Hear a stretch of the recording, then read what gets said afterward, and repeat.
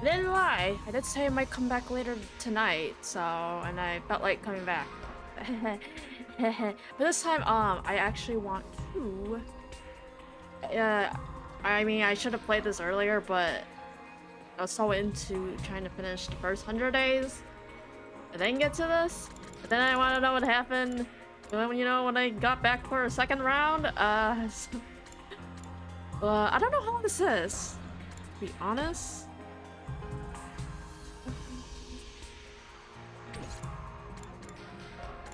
Oh. It may not do any important information, but to see what happened prior to her.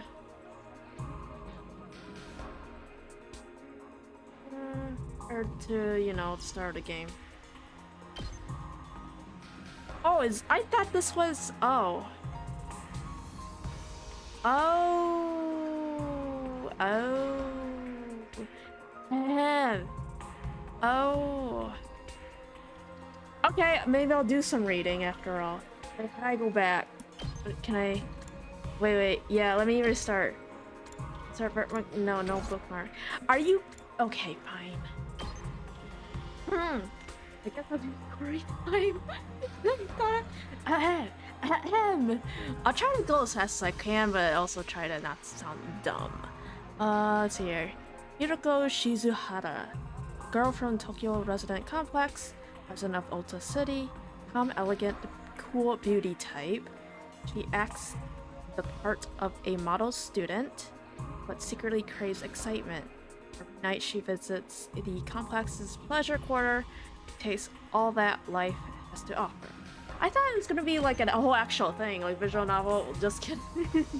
Anyways, that's fine, I'll read. Inside the complex, every day was peaceful and safe. Nothing ever happened to upset the status quo.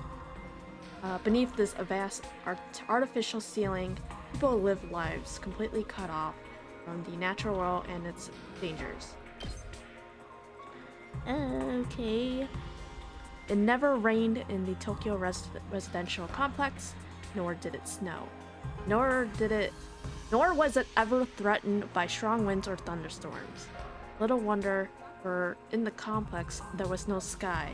The whole city was encased in a giant dome.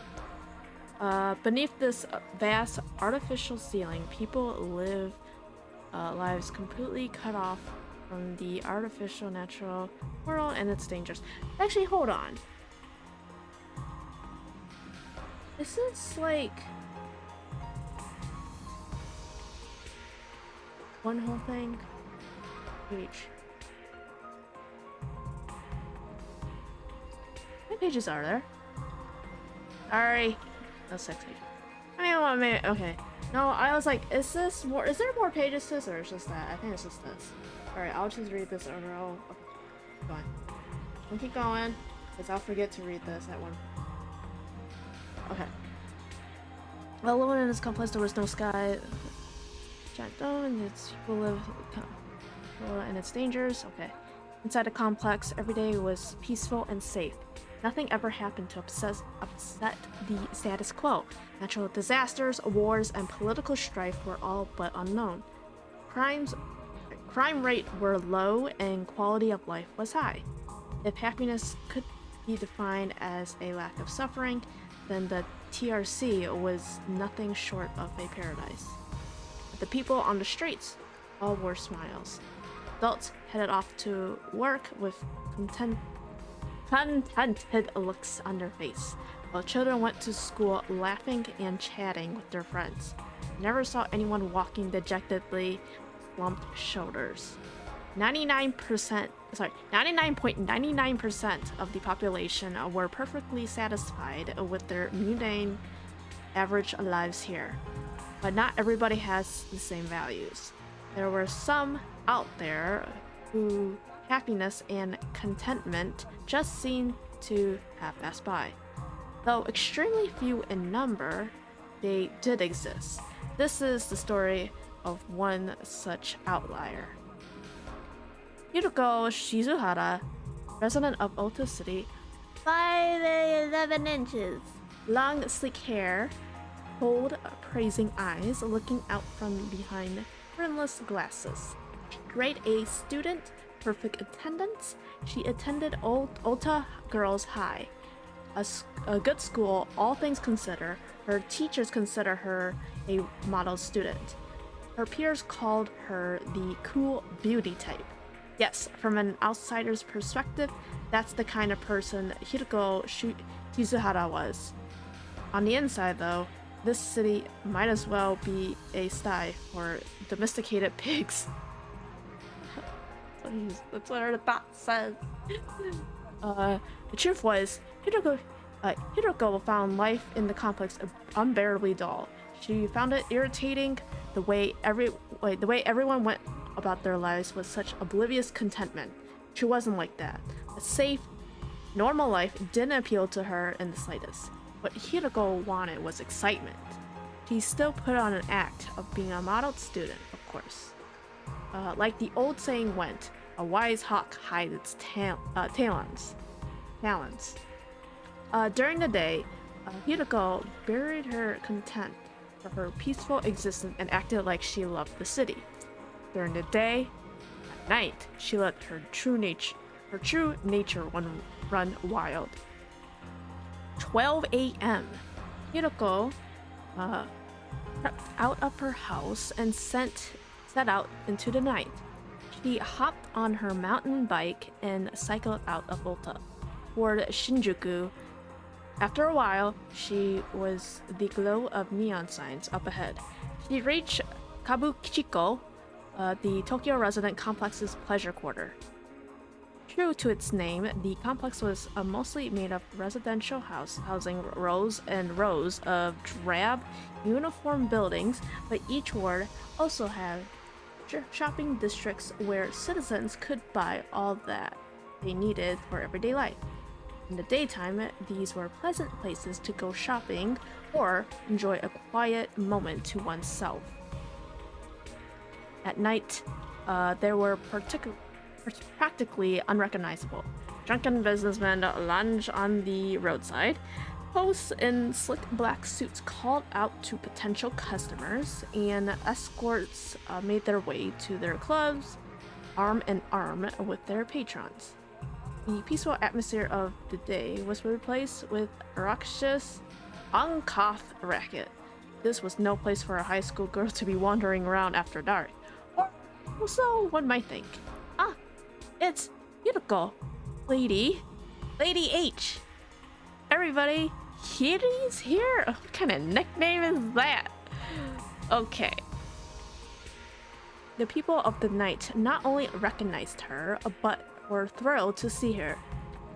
They all been crowding around and calling out to her. Where are you gonna hang tonight, Hiruko? Come do your host routine at our club again. Our sets have never been the same since that first time. Come join our cipher under the bridges. Hit me with your crop again, Mistress Hiruko. What is this? It had been a year since Hiruko had started wandering the nighttime streets in search of greater stimulation. Oh, you did some secret jobs? Okay. Sketchy one? No, now I'm saying you're sketchy, I'm sorry. Anyways. Eventually she ended up in Kabukicho.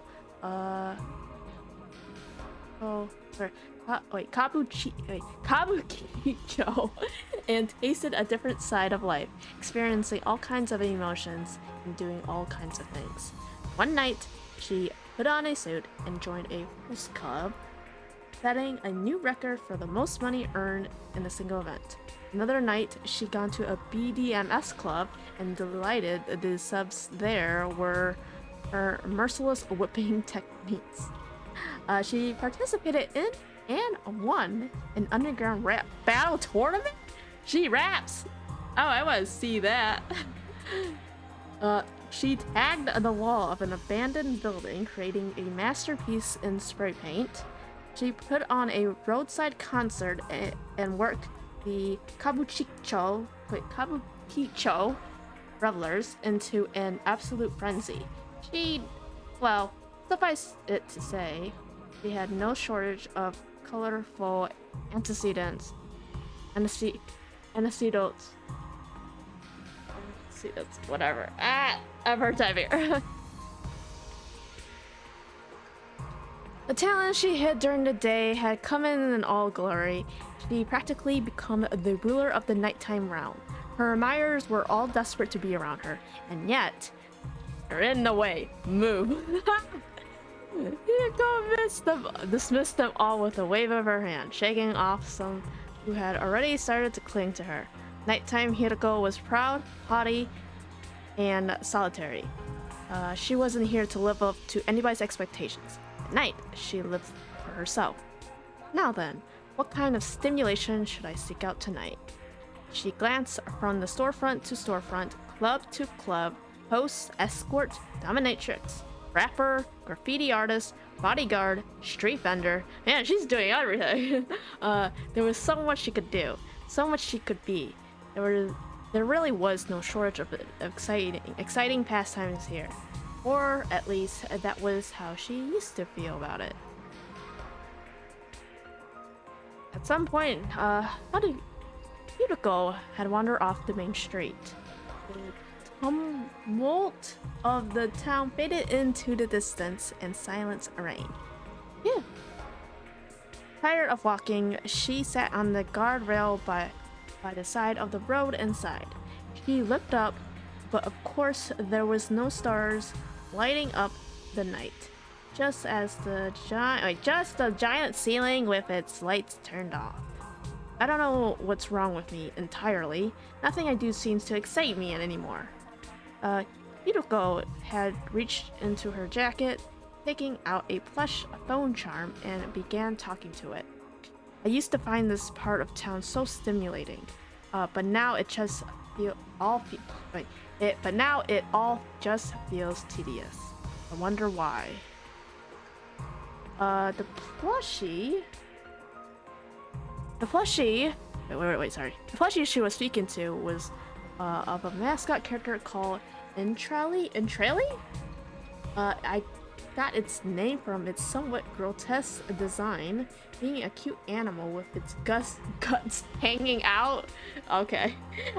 It was considered to be in such poor taste that it had caused a public outcry and had to be recalled just 3 days after it first went on sale.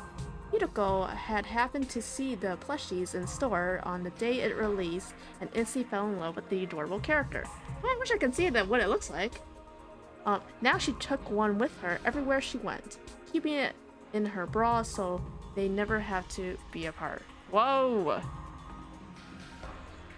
Must be get all warm in there. I suppose I've just gotten bored of the night.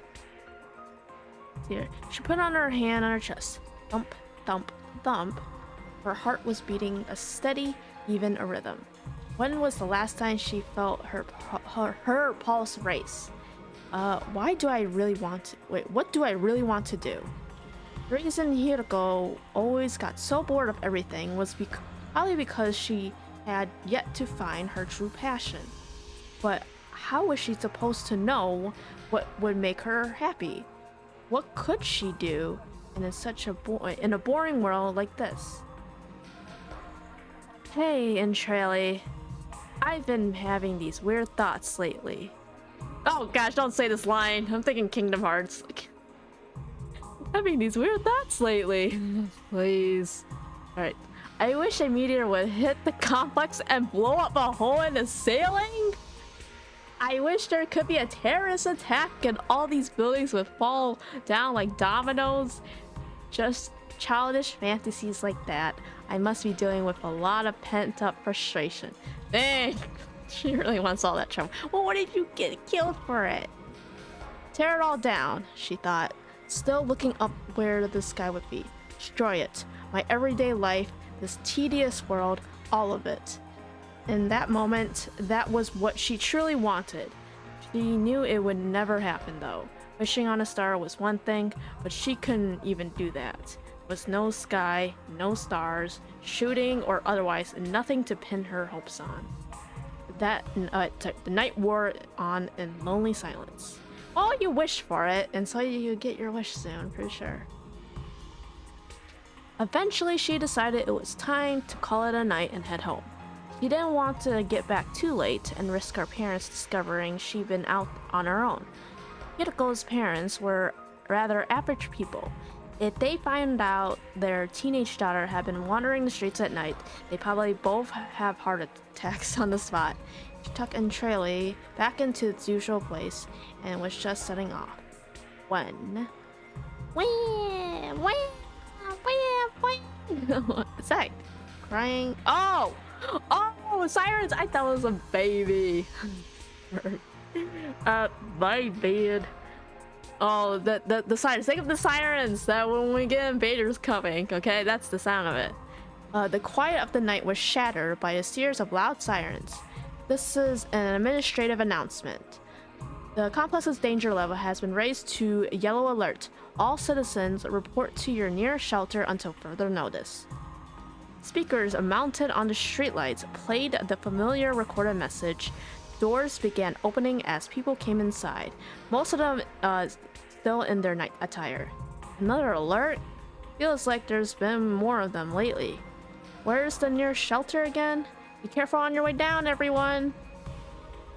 Half sleepwalking, the citizens did as they were told, lifting up manhole covers and climbing down ladders to underground shelters. Mommy, I'm sleepy. Don't yawn while you're on the ladder. You're going to fall off. Everybody remained calm throughout, adults and children alike. These security alerts were just another part of their daily lives after all. An alert? Now? This is going to be awkward. With a weary sigh, Hiruko turned away from the road home and joined the line for the shelter. It moved smoothly and quickly, and before long she was at the front. She gripped the cold metal of the ladder and prepared to climb down. She wasn't looking forward to this at all. These shelter orders could last anywhere from 10 minutes to several hours. During that time, she'd be stuck down there with a bunch of people she didn't know, but it wasn't as if she had much of a choice in the matter. When you heard the alarm, you had to go to a shelter.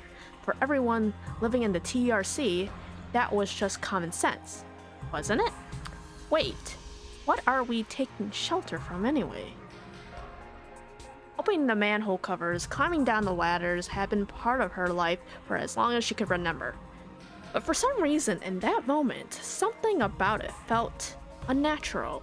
Now that she thought about it, wasn't it strange for somewhere as peaceful as this to have so many security alerts? Weren't they by definition an indication that danger was close by? Danger? Here in the complex?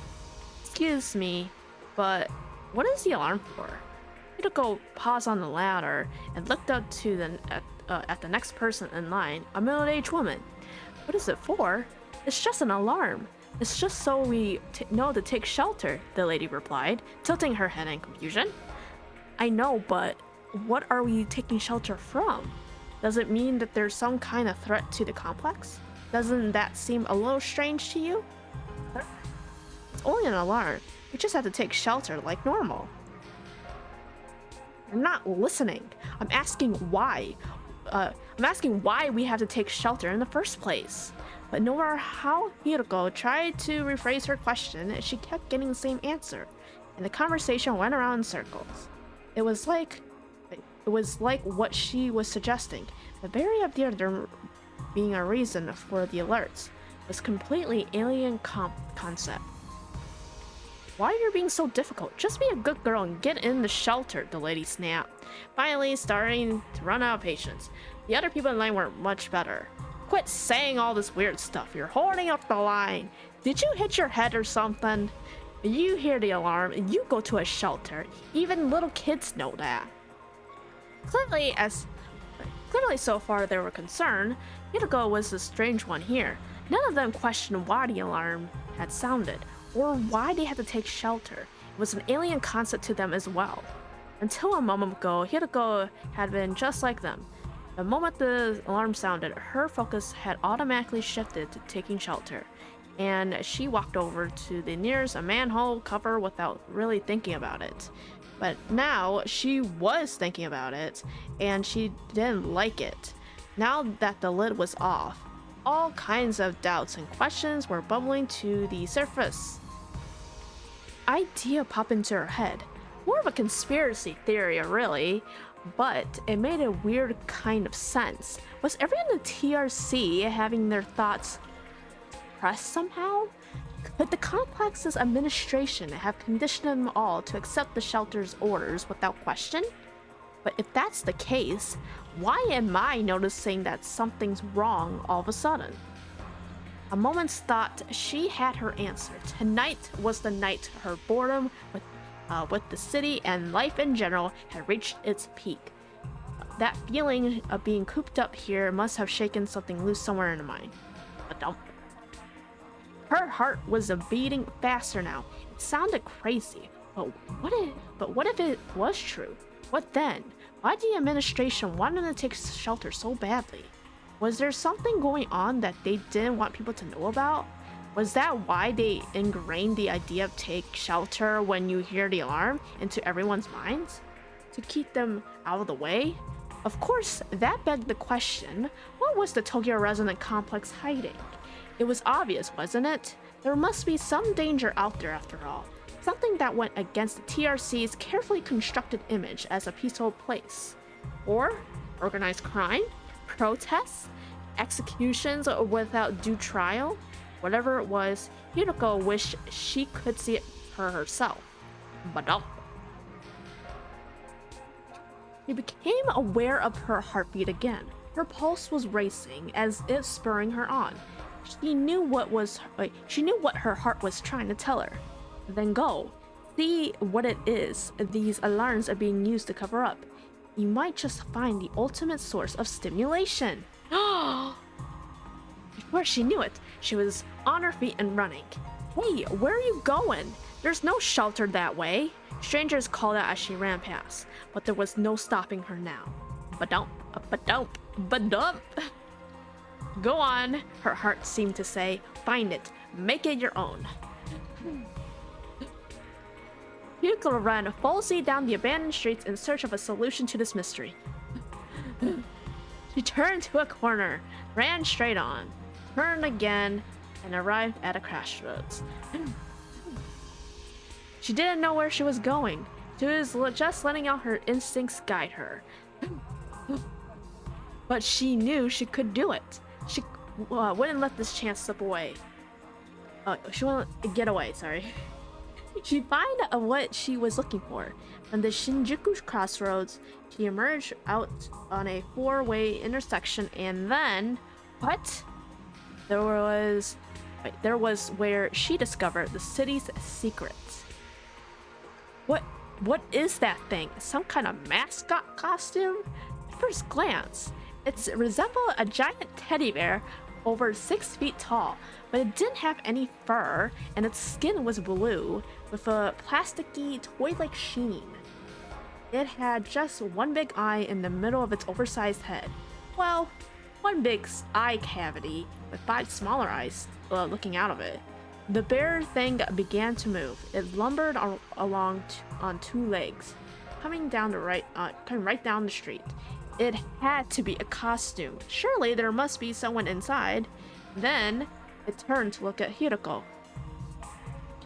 The moment their eyes met, she knew this was no costume. It was a lie. It was an actual genuine monster. Without warning, the creature sprang towards her. Hiruko spun around and fled back the way she had come. The strange, high-pitched roar, the monster gave chase. It didn't move very fast, but it had a wide enough stride that it could cover a lot of ground. It was only a matter of time before it caught up to her. She scrambled onto a high stone wall and down the other side into a part of the complex she didn't know. There was no way that big, clumsy thing could climb up after her. She'd be safe for now. Or so she thought. What? There was an almighty crash as the wall was blown apart, concrete flying through the air like it was nothing more than a styrofoam. The monster had smashed through practically without missing a step. What in the world is that thing? Normal strategy wasn't going to work here, but there was no time to stop and think. She just had to run. She ran into narrow alleys between buildings, throwing plastic buckets and anything else she could find at her attacker. She vaulted onto the air conditioning unit, kicked off the wall, and dived into an open window. She ran out the door in the opposite direction, once again favoring a narrow alley. A parked car blocked her path, but she lunged forward, performed a handspring to clear it in one swift movement. She ran off the stairs of a pedestrian bridge 2 at a time, then jumped off the handrail and into a tree. She used every kind of parkour maneuver she could think of, but through it all, the monster kept up its dogged pursuit. The Hiruko stumbled and fell on a pedestrian walkway. She knew she had to get up and keep running, but her body was reaching its limit. She was breathing so heavily her vision was starting to blur. She didn't know where she was anymore. The monster was coming closer and closer. In a matter of seconds, it was already upon her. So this is it. This is how I die. Now that she knew the end was coming, everything seemed to move in a slow motion. She saw the monster standing over her in vivid detail as it raised its arm, ready to strike. A club-like arm, the free striped claws swinging down towards her head. It would all be over soon. Open fire! A gruff voice rang out, seemingly from nowhere. Suddenly, there was a noise like gunfire, and some kind of liquid blood started spewing out of the monster's body. It stumbled back, howling in pain. Another round of shots followed, not allowing the thing a moment's rest. Blood splattered over Hiruko's glasses, dyeing her vision red. Somebody's shooting it? Whatever was going on here, this could be her chance to escape. Still unable to get her feet, she began to desperately scramble away. Good call, Missy. You're not gonna want to be there when this stuff goes off. She heard a gruff voice again, and saw a ball land at the monster's feet. No, not a ball. A hand grenade. Hiruko instinctively closed her eyes and covered her ears. A moment later, boom! The force of the explosion sent her reeling. The noise assaulted her eardrums. The burst of light was so bright she could see it through her eyelids.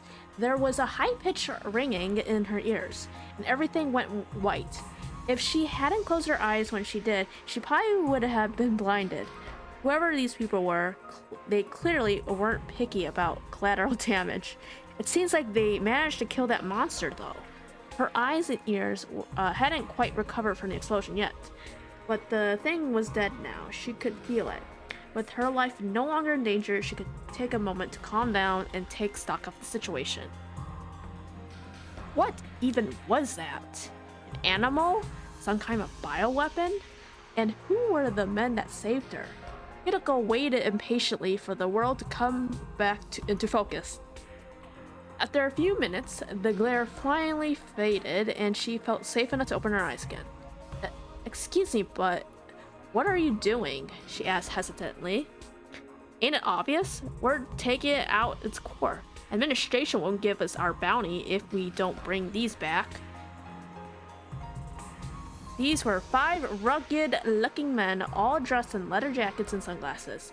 They looked like a biker gang out of an old Hollywood movie. The 5 of them were gathered around the charred remains of the bear thing, digging into its body with survival knives. Damn, why do the enemy's bodies have to be so tough? It's gonna blunt my knife at this rate. The enemies. So this thing had a name. And there were more like it out there. And these men hunted them in exchange for rewards from people in charge? Was that how it worked? Hiruko pepped up the men with questions. What were these enemies? Where did they come from? Why was their existence being kept a secret? But the men ignored her. They just went on to carving up the enemy's body and eventually pulled out a glittering metallic lump from inside of it. Listen, Missy, one of them said. You want to stay alive. You best forget all about what you saw here today. Next time you hear an alarm, just head underground like everyone else. With that, they went on their way. Hiruko was in no position to stop time. All she could do was watch them go. Their refusal to tell her anything was probably a kindness, in a way. In their eyes, she was just a normal girl who gotten a glimpse of a hidden world. They wanted to spare her from learning too much about it and its dangers. She understood that, and yet, there is no way I could ever forget it that. She had an encounter with an unknown. She run with all her might. Her life was at stake. She experienced the thrill of coming face to face with death. She really had found the ultimate source of stimulation and excitement. Forget all about it? That wasn't going to happen. She could never go back to living a normal life now. Ba-dump, ba-dump, ba-dump. Her heart was racing like never before. I think I finally found a new place I can belong. From the next day on, Hiruko devoted herself to fighting the strange enemies that threatened the complex. Before she could even begin fighting, she needed information. Between the connections she formed at the Kabukicho and the money she earned as a host at one time, it didn't take long for her to find what she needed. The enemies. Yeah, that's what they call the creatures that showed up that wrecks up every now and then, an informant told her, thumping through the stack of bills Hiruko had given him. But there are different types, you know, like a dog is a dog, but different breeds are still a thing. Sounds like the one you ran into was a grizzly. Grizzly? She had thought it looked like a teddy bear at first. Apparently it was a type that relied on brute strength, using its powerful arms to mow down anything in its path. Hiruko cleared her throat and clenched her fists. Now she knew its name, her goal had become that much clearer. She would find a grizzly and kill it. The administration want everyone to think the complex is all safe and peaceful.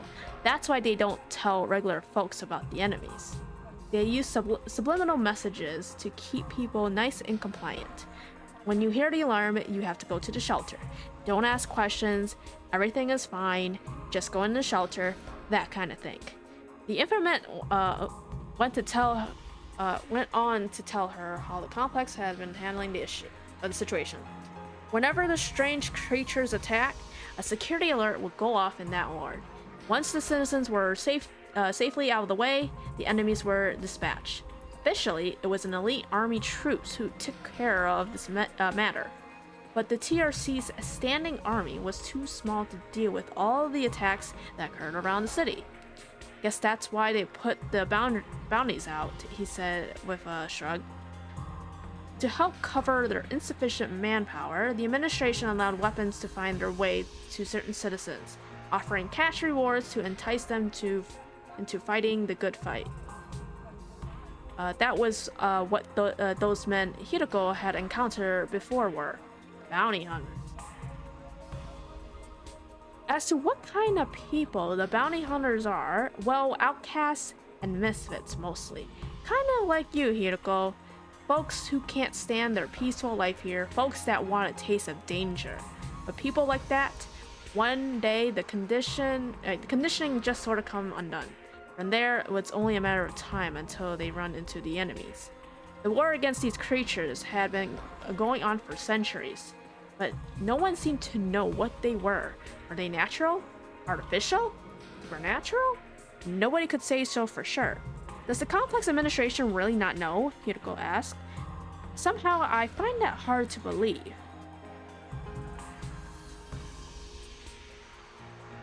Ain't a lot of that goes on here. Those guys don't know about, the informant replied.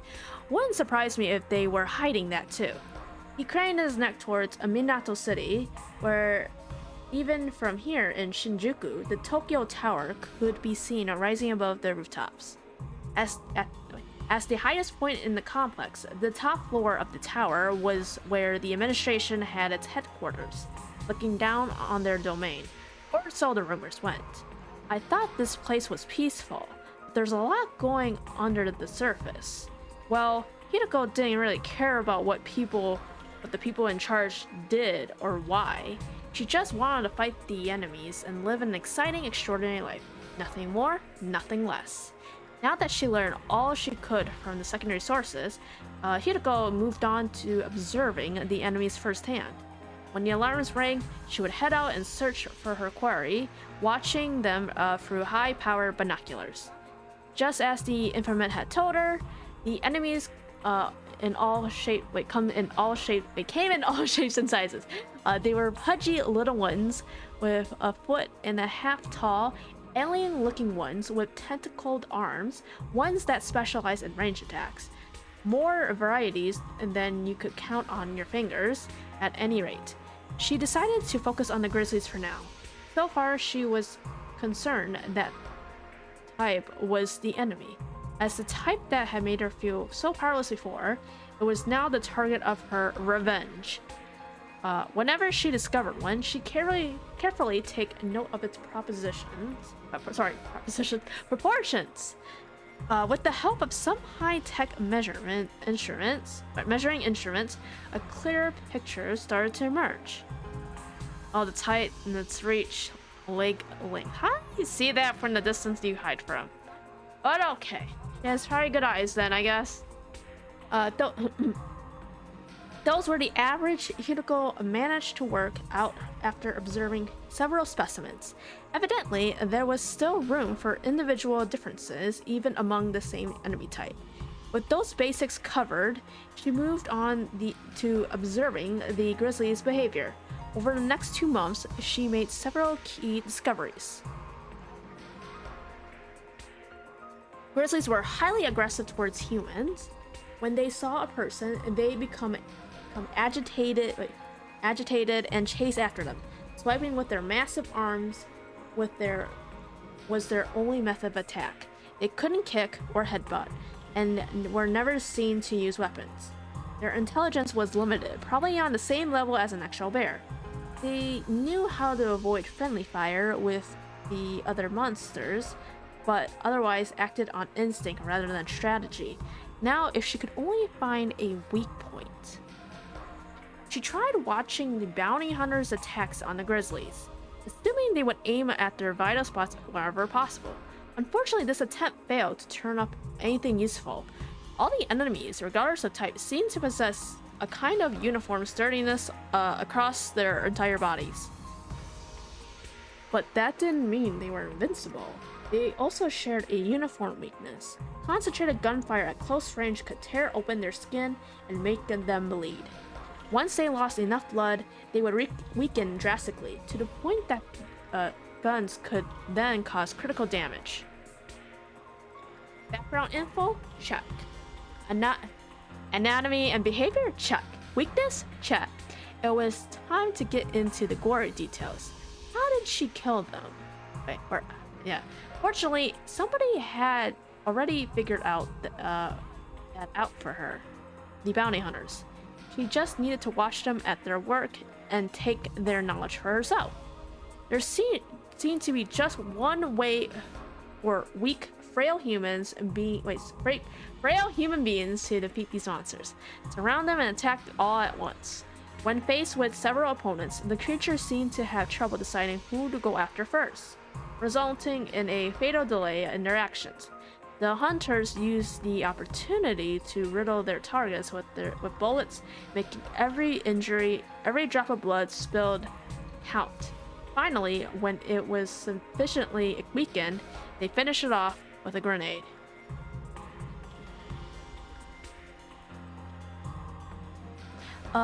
There were variations on the strategy, of course, but it all boiled down to the same thing. It was a little like hunting or fishing as a group.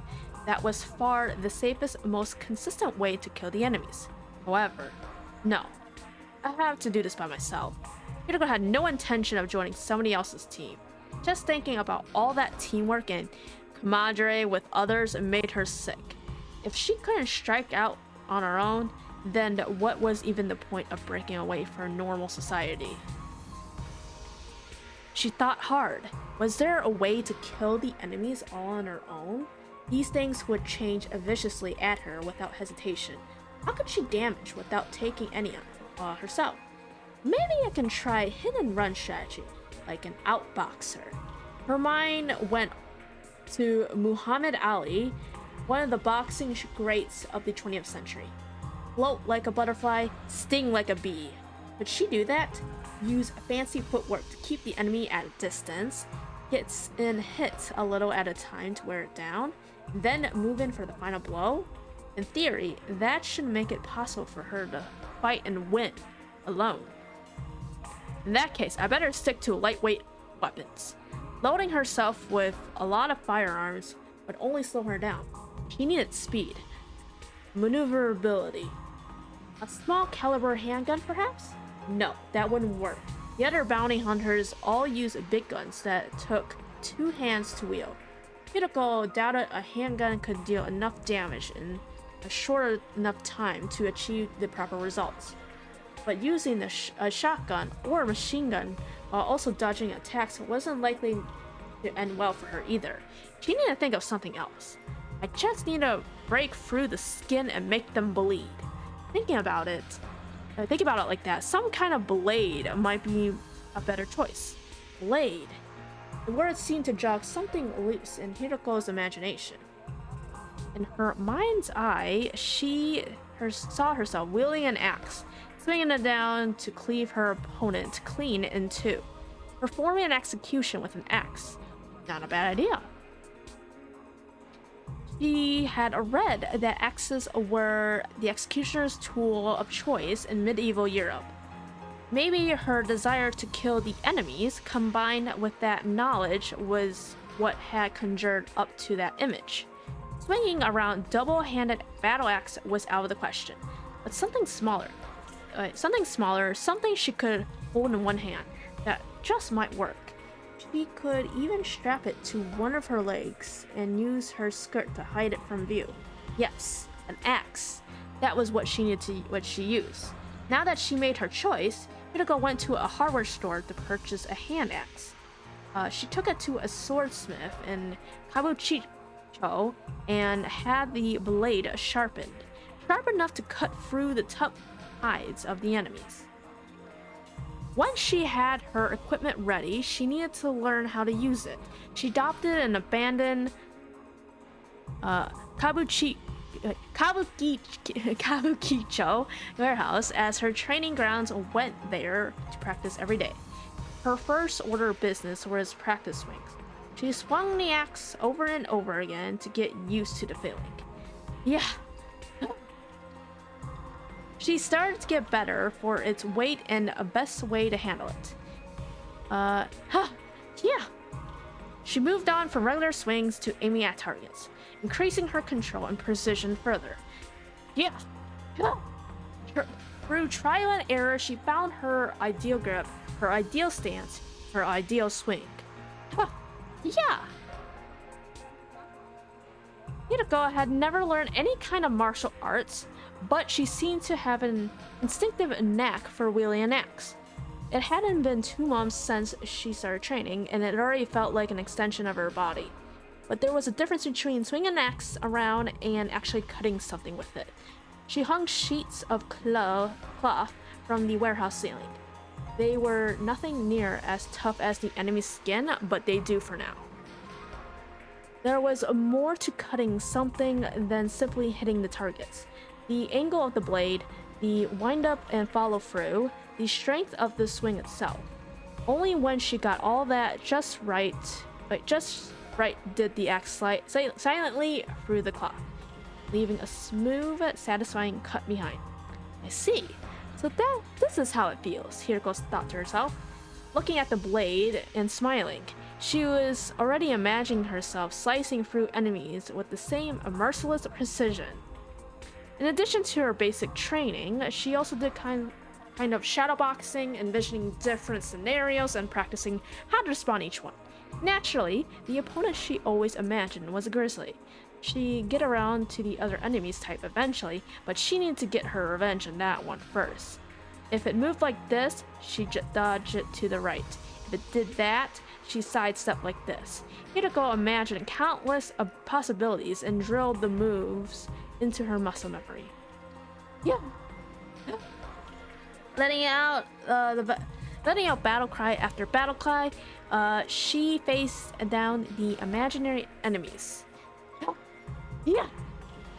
She saw their attacks coming and moved to dodge the counter. Yeah. Yeah.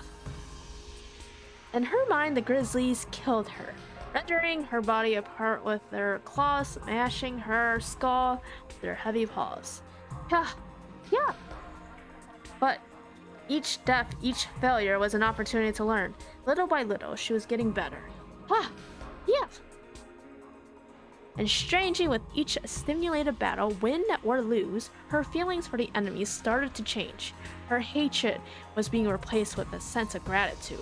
If she hadn't run into that first grizzly, she'd be still living in typical Tokyo residential complex life, bored out of her mind. That bizarre creature had been her guide into the whole new world. Thank you for showing me there was so much more out there, Hiruko thought as she swung her axe. But if the grizzly was a guide, was also a gatekeeper. Killing one for herself would open the door to even more new experiences, more unbelievable sights, more dizzying highs and crushing lows, more excitement, more stimulation. Yeah! This man. Finally, she finished her 6 month of training. That took less time than I thought it would. Her special anti-grizzly training course was complete. I think I'm ready now, don't you, Entrale? Hiruko said, addressing her phone strapped fleshy. The day when she got to take down her prey didn't come soon enough. She stood there, alone in the empty warehouse, an obscene smile on her face. Dump. Her heart, once so hungry for stimulation, was beating with ferocity of a wild beast. Oh, that's the alarm again. Late one night, the security alarms blared out across Ulta City. Regular citizens stirred from their beds and went out into the streets, opening manhole covers and climbing down into shelters. Hiruko, meanwhile, broke away from the crowd and sprinted through a desolate street.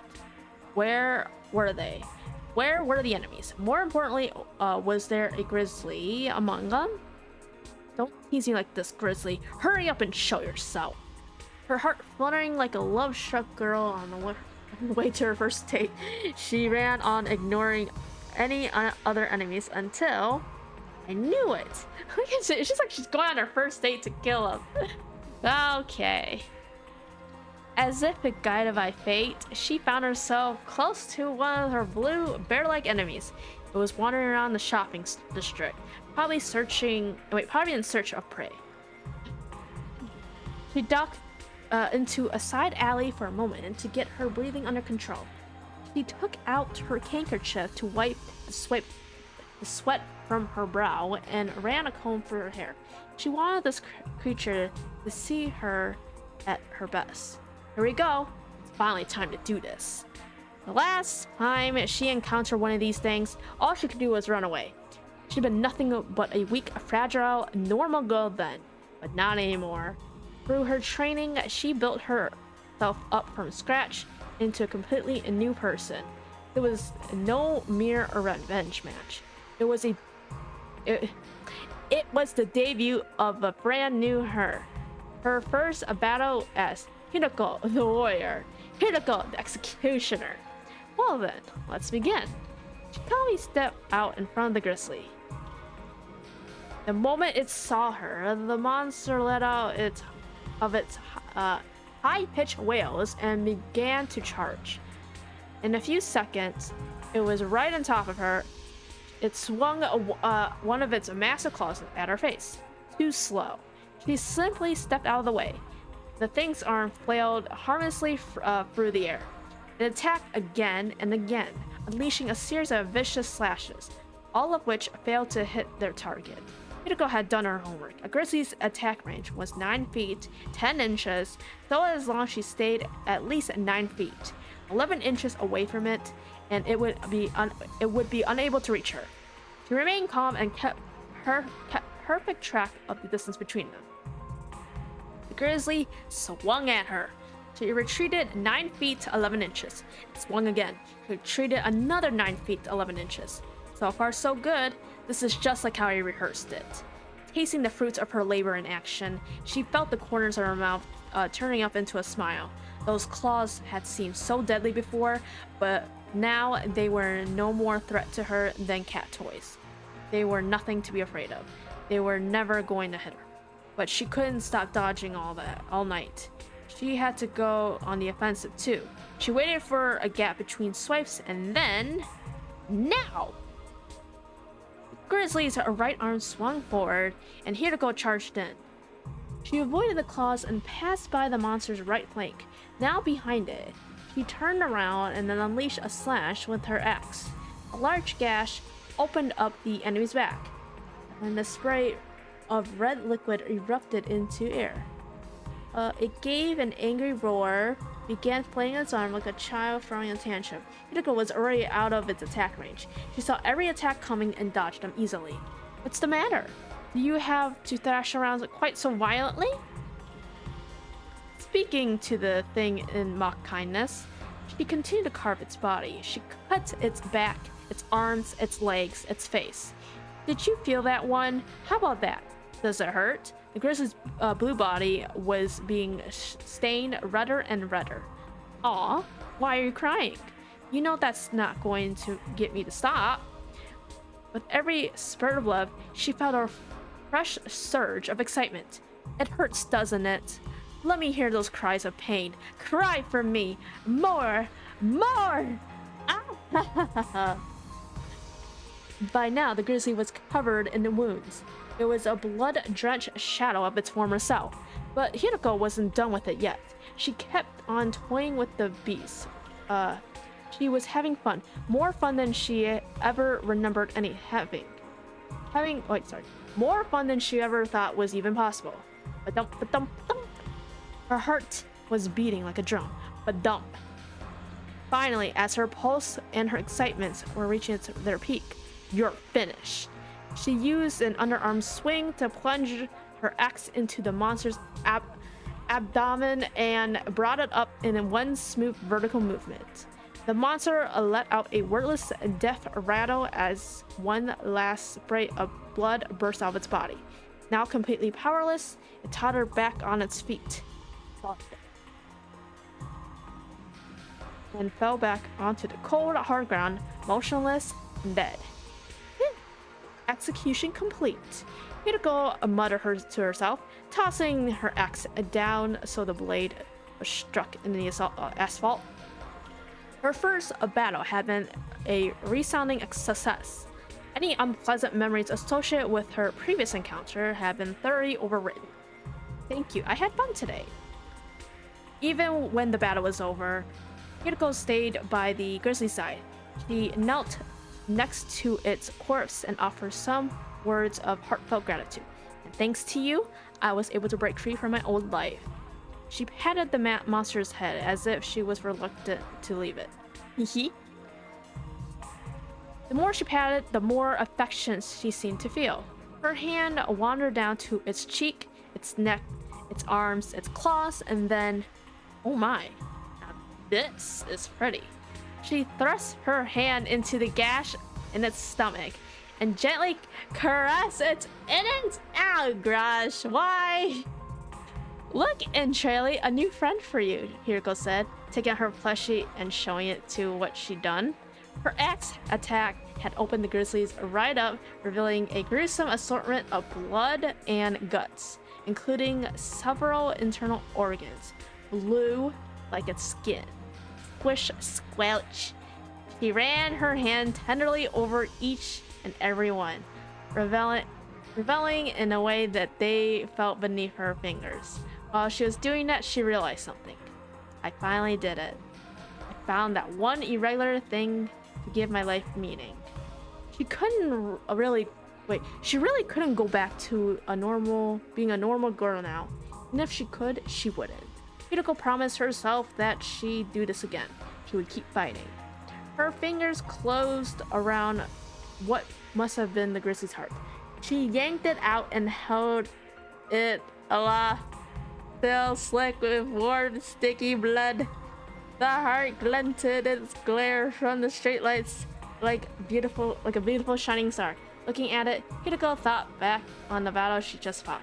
That was so much fun. A battle to the death, lasting only a few short minutes, with both combatants risking everything they had. The memory of it gave her chills. Surely there could be no other experience quite stimulating as this. More. She needed more of this. Once just wasn't enough. She had to face off against these enemies again. That was all she wanted now. I better make a wish. She got on her feet and threw the grizzly's heart into the air. It was the closest thing to a star she was going to see and hear in this complex. As the heart moved through the air like a gory comet, she gave voice to her innermost desire. I want to keep fighting. I want to live a life full of excitement. Hiruko's wish would be granted. The enemies would attack again, and she would fight them, experiencing more battles, chalking up more victories, and eventually, Hiruko Shizuhara, congratulations, you have been chosen. She would get all the excitement she could handle when her peculiar robot recruited her into his unit and sent her into a strange school. But that's a story for another time. Wait, I was going to make a comment for this. Wait, what was I going to think of? Come full circle! Oh yeah, I was going to say, what? But you end up dying within the first few days because I ate them, but don't worry. At this second round, no, it's fine. Don't worry, at this second playthrough, you ain't dying this time. Okay. Oh, yeah, this one. Alright. Let's get to the main story. Let's continue on with the death of Darubei. No. Well, that's unfortunate. So it means that we can't save everyone, I guess. It's either Darumi dies or Moko dies. Oh, that's so unfortunate. But I want everyone to live.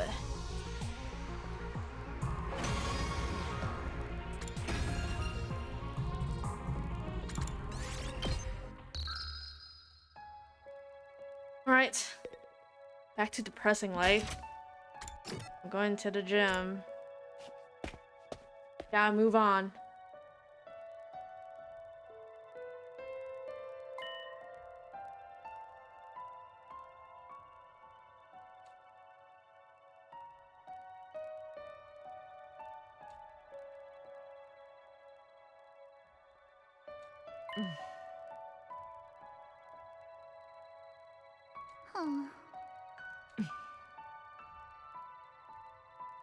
Yeah. From then on, it seems like I wouldn't know what's gonna happen.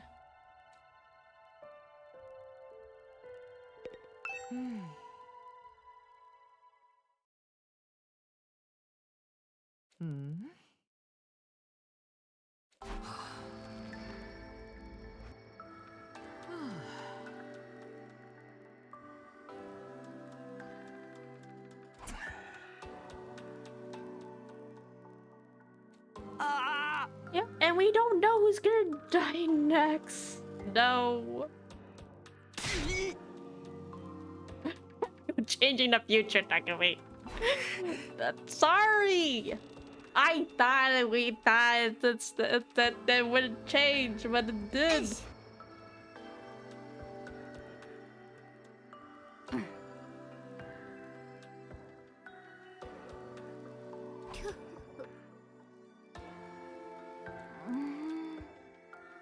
That's true too. We also save Nigo as well.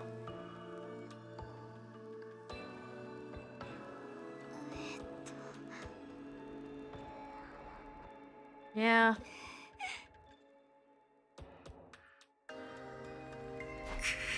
Rip. She's not gonna make it. It's like day 10 too. Got killed off way early.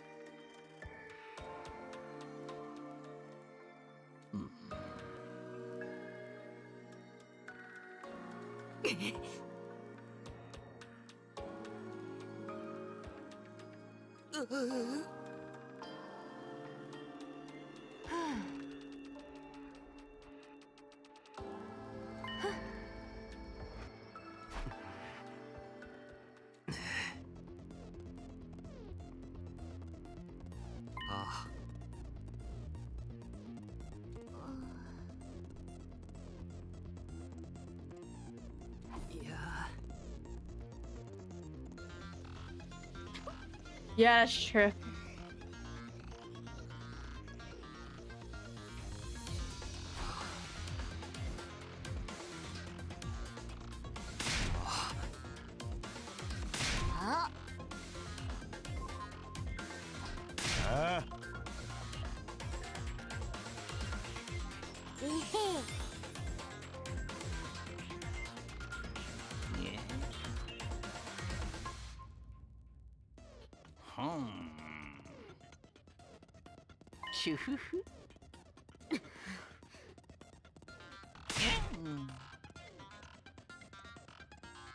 I had to delay that information. Okay, fine.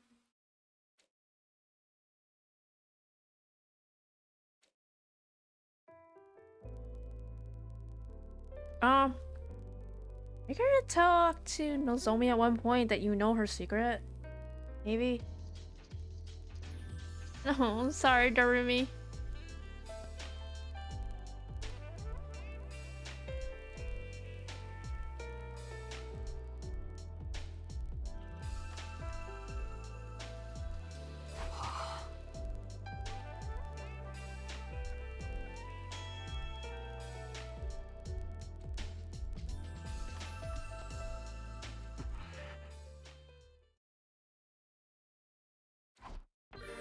Even if sacrifices were made.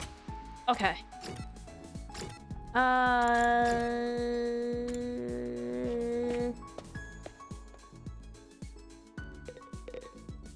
just FYI, it's not gonna be as a long stream like I did earlier. Right, maybe 3 hours. We'll see. All right, let's level up. Darumi, you did. Mocha! Oh, man, it's a level up. Okay, fine.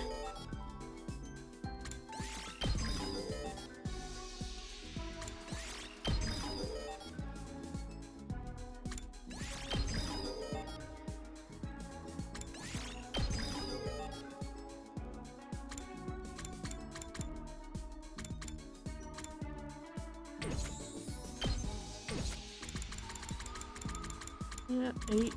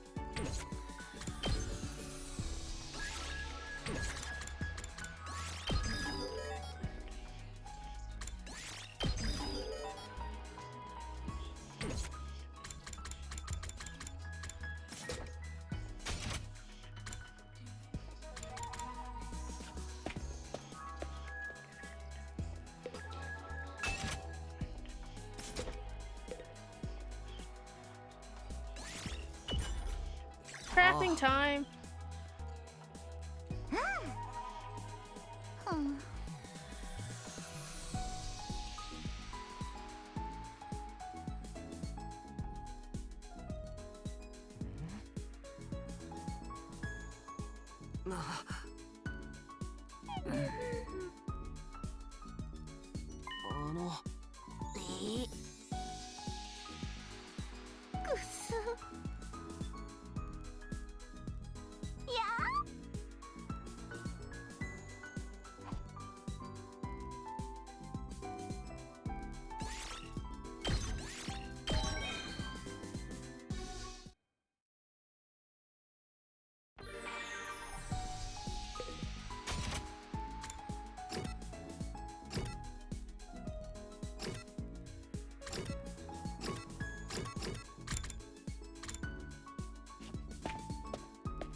What? Why is he in the bathroom?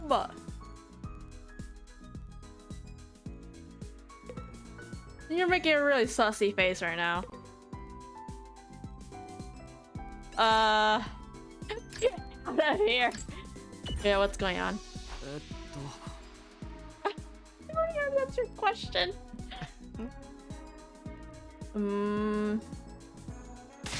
But I'm curious.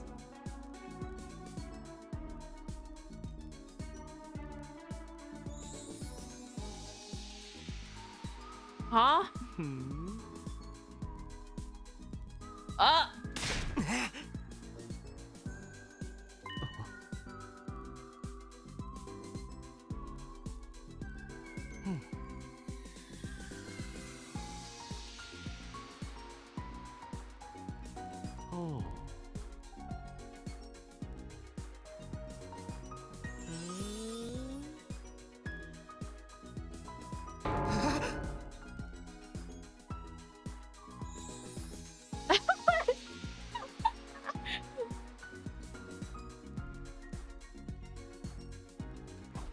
Yeah. After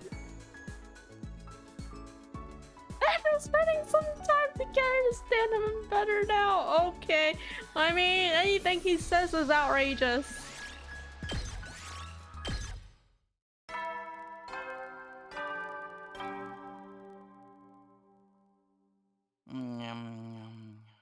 소인, 就寝時間だよ。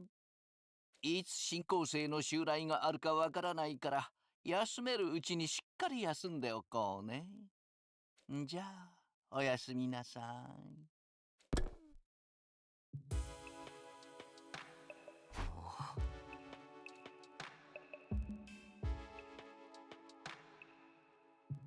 Nozomi? Oh, no, sorry, never mind. Sorry! Ghost boy, yes. Ghost boy.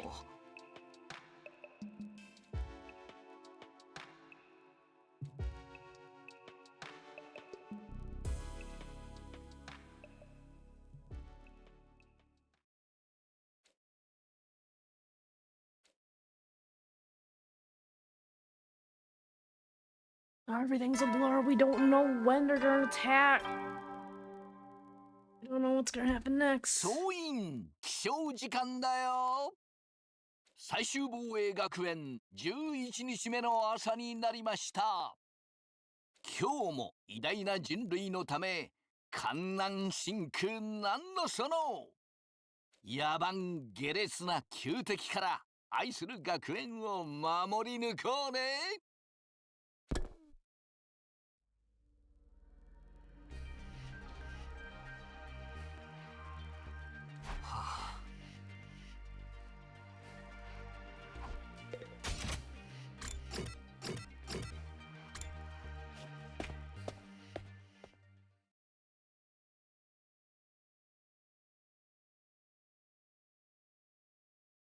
おーい。おー。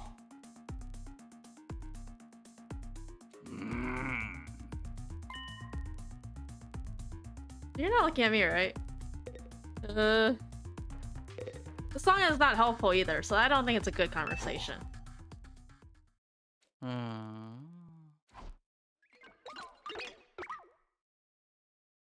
Oh, yep. I had a feeling. 秀藤のぞみ。君って何者？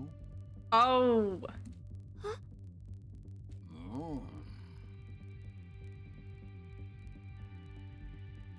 う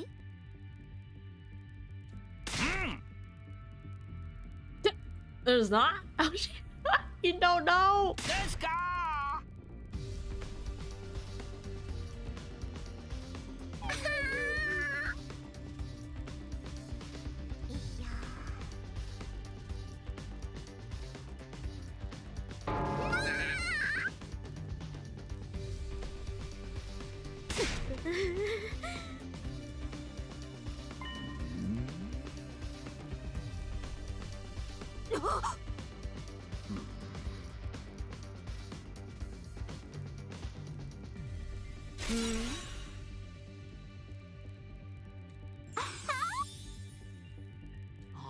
Don't worry about it.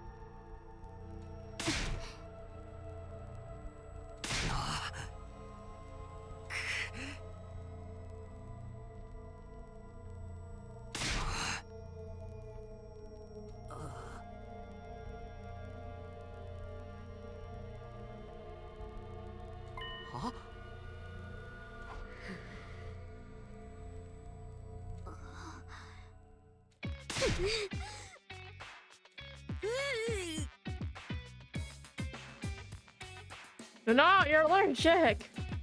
You're allergen.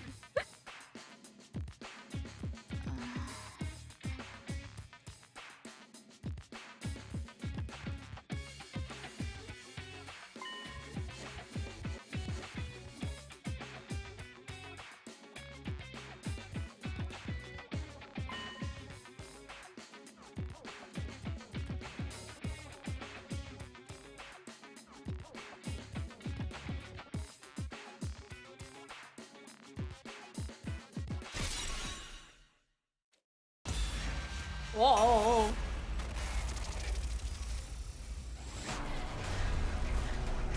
Well, the truth always comes out, you know.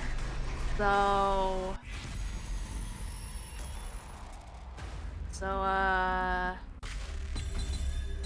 yes.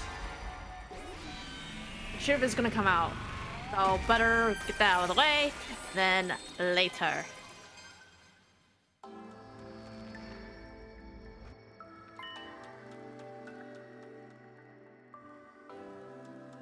Mina, ちょっと聞いてくれ。切り藤については俺から説明するよ。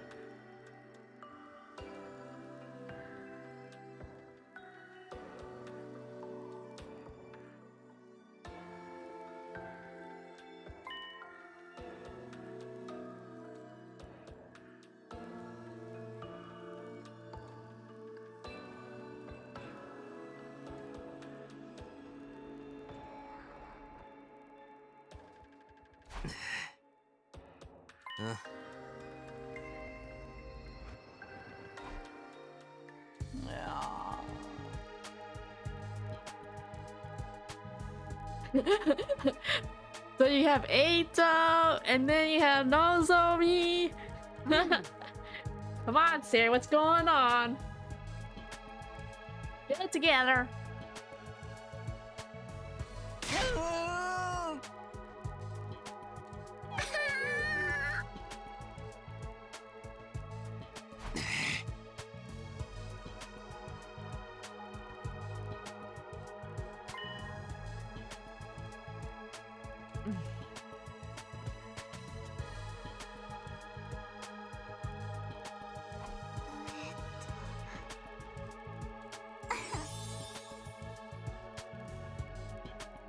Oh, Moko's so open.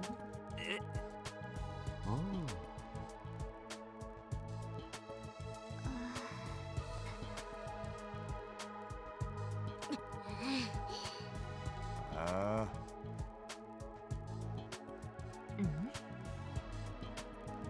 ああ。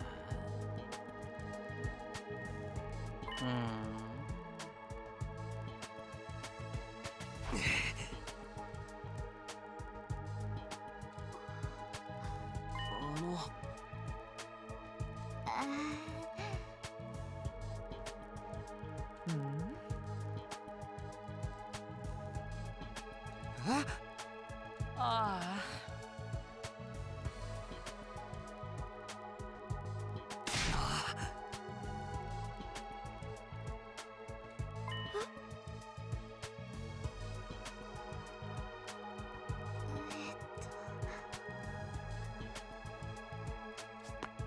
Sorry.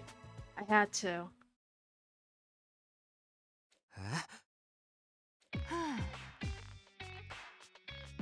Yeah, it was pretty rude.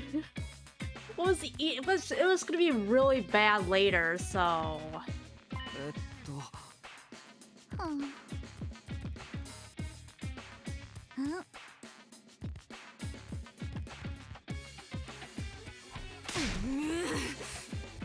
cringe. You can call that cringe.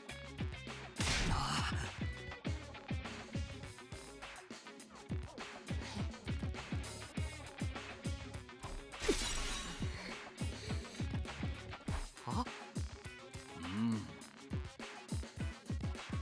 Ah.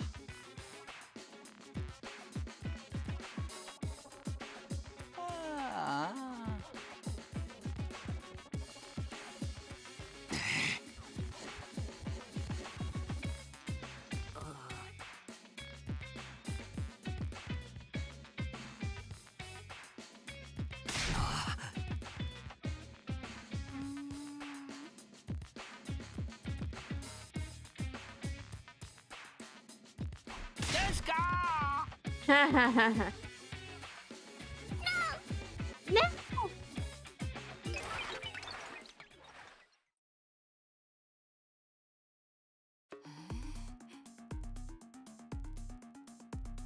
Oh gosh.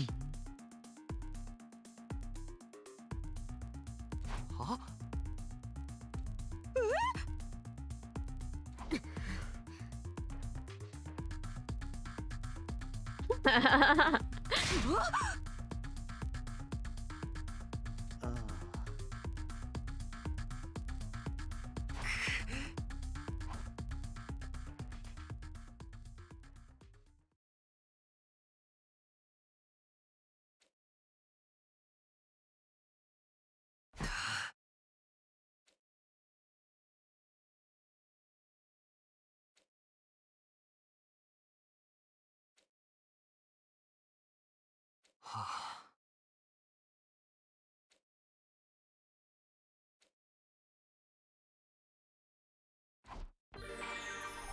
How can he say all these things and ends up being, oh, I gotta stand my guard all free time? Okay, great. Uh...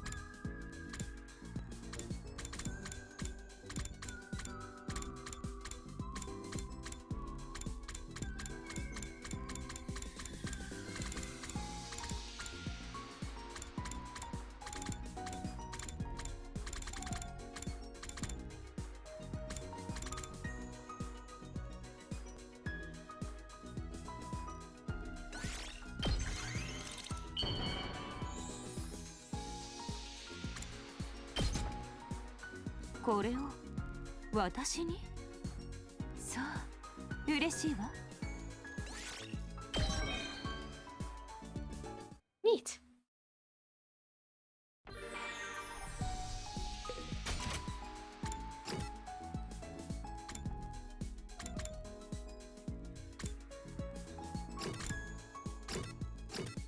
What?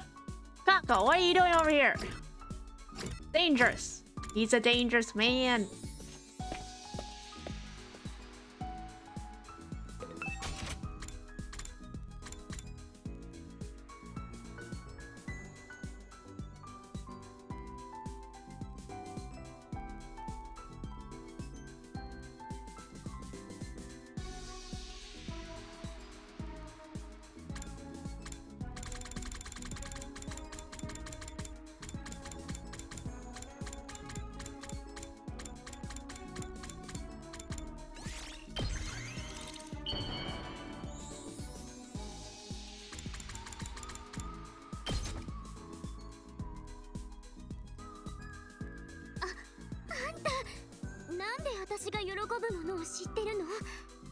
Whoa!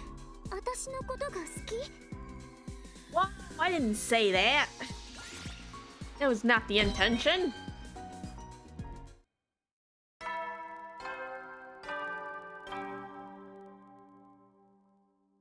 Mm.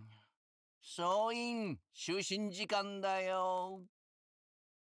いつ進行生の襲来があるかわからないから休めるうちにしっかり休んでおこうね。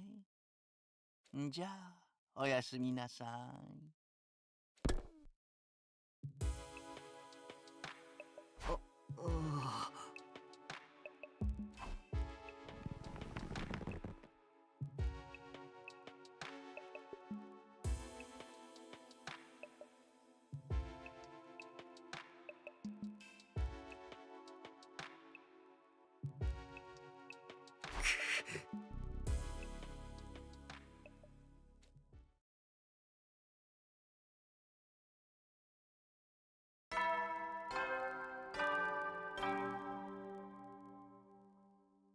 総員起床時間だよ。最終防衛学園12日目の朝になりました。今日も偉大な人類のため観南深空なんのその野蛮下劣な旧敵から愛する学園を守り抜こうね。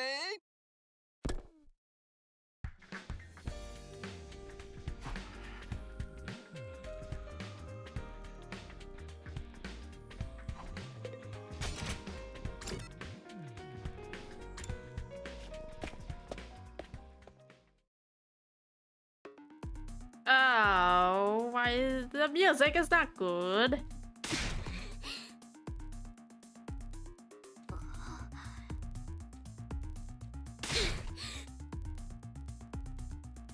Ah!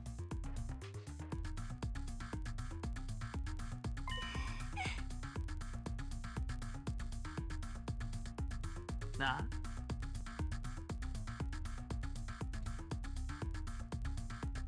Oi!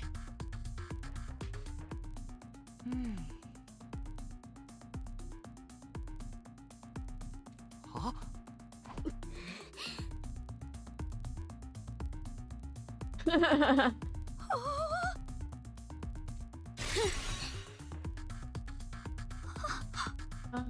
I mean, let's to get this out of the way. Better than later. I'm glad Moko's still supportive.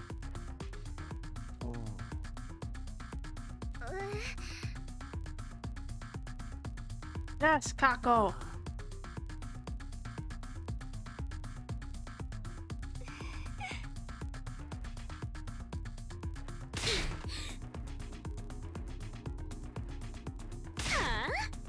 Well, better than wait until like, what was it? When did we find out about that? It was, oh wait, it was around 90 days, right? Oh, better than wait till 90 days to find out the truth. いいからもうやめろって。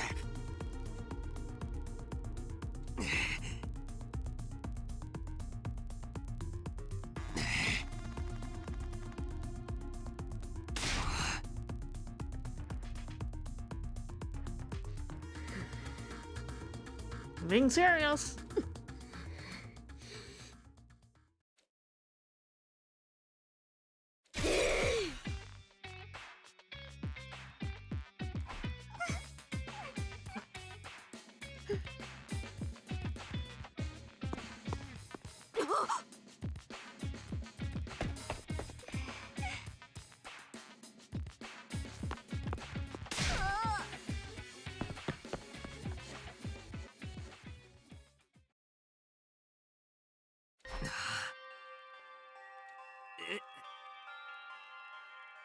I know you asked a question, but your attitude about it, mm-mm.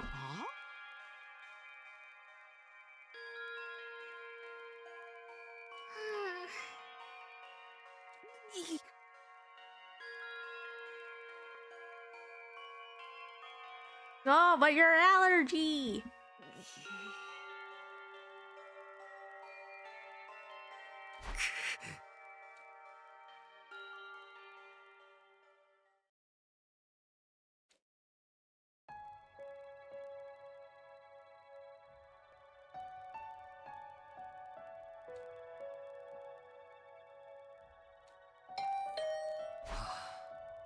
Well, one good thing, I don't have to anticipate thinking, oh no, is it Eito? Please stop visiting me. He keeps visiting me, I swear. So now I know it's never gonna be him, because he's caged up. Who is it, though? Huh? Huh? Oh. Man, I thought it was gonna be something else. Huh?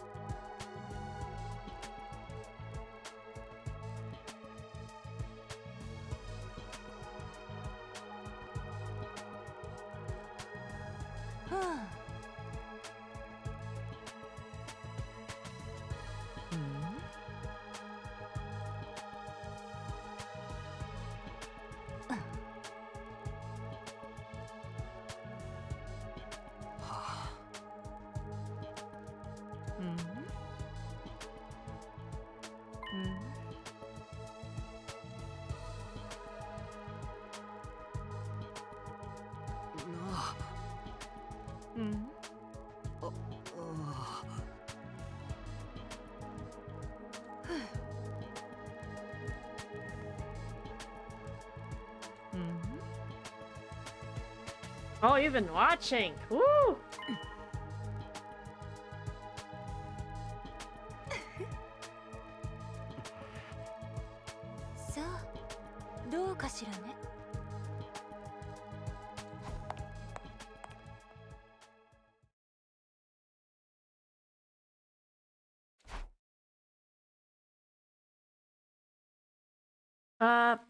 Yeah.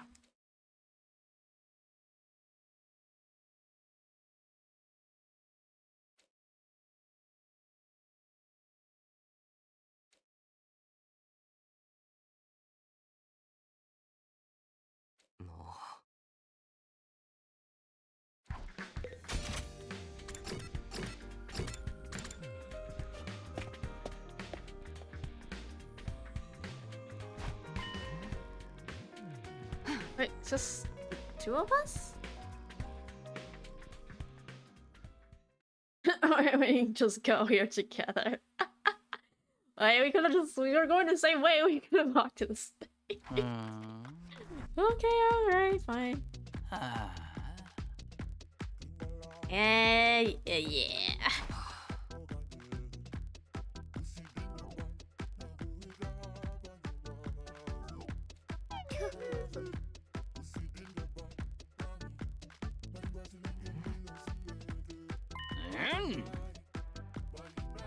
Huh?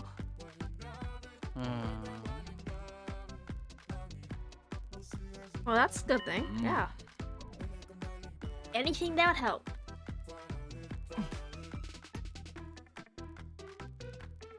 Oh. え Fair. Assistant leader. シュフフ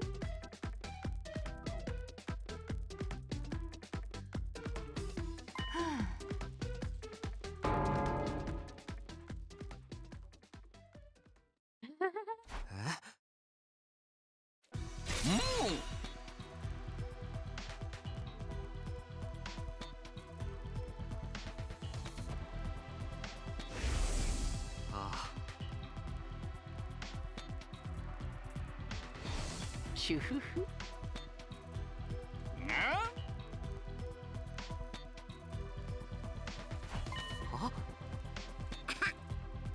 Well, I highly doubt she'll get fooled to get herself killed. ああ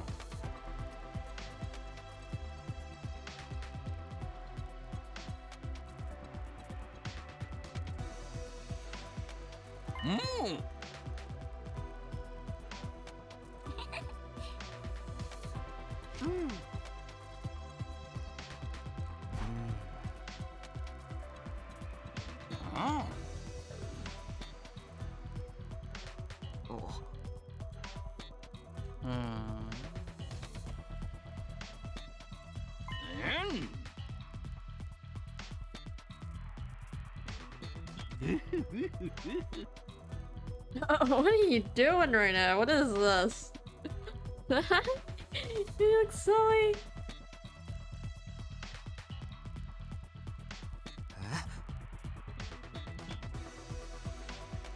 Mm.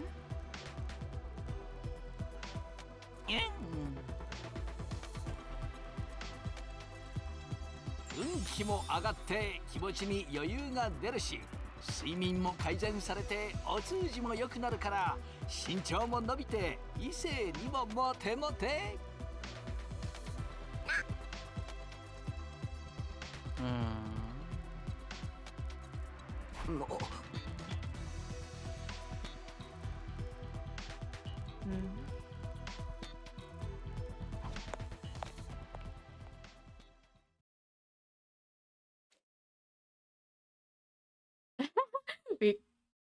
We could just walk there together. Yeah, it's not her style.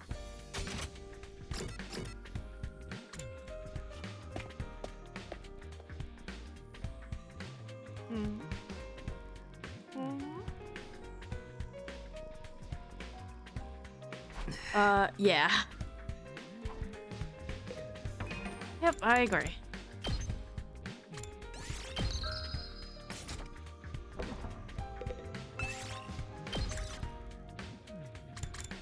Hey, actually, I'm looking at her.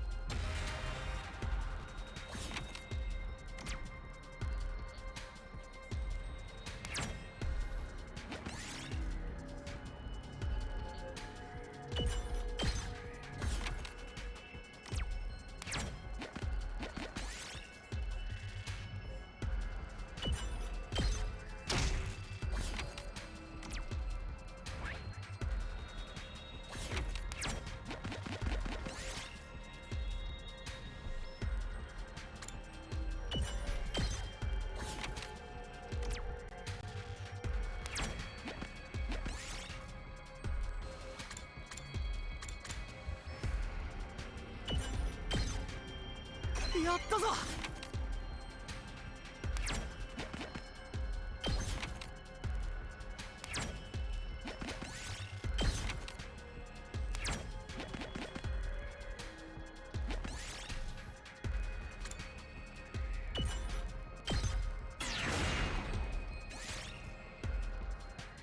もらっておくわ。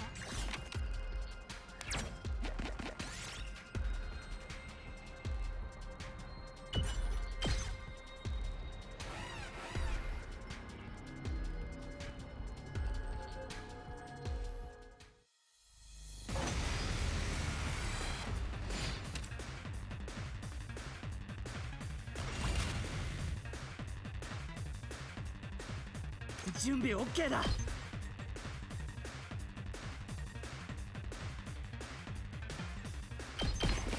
だだだだ。俺に任せろ。せい。出番でござるな。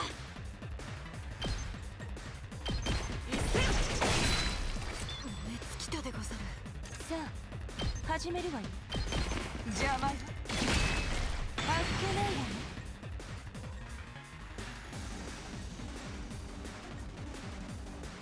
見てろよ。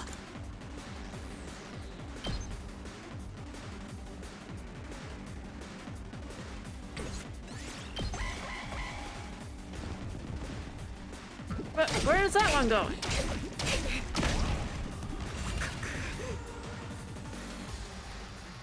行くぜ。食らえ。出番のようね。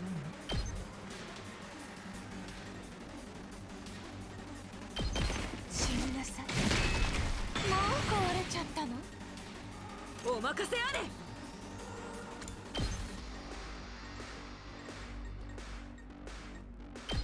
シェスト。行くぞ。ひゃっ。行くぞ。耐えてみせる。行くぞ。ひゃっ。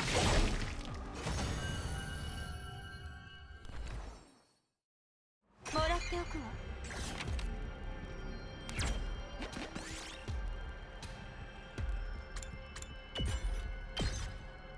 もらっておくわ。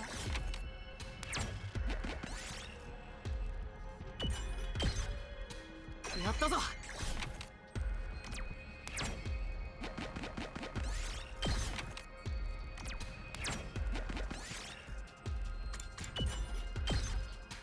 もらっておくわ。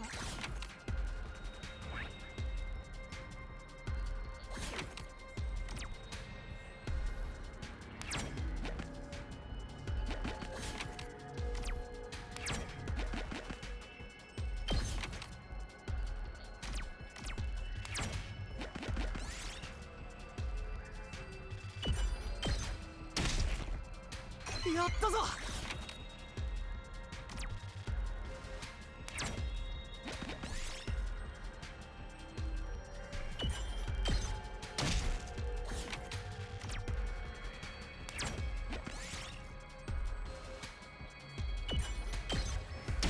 What? Keep やったぞ。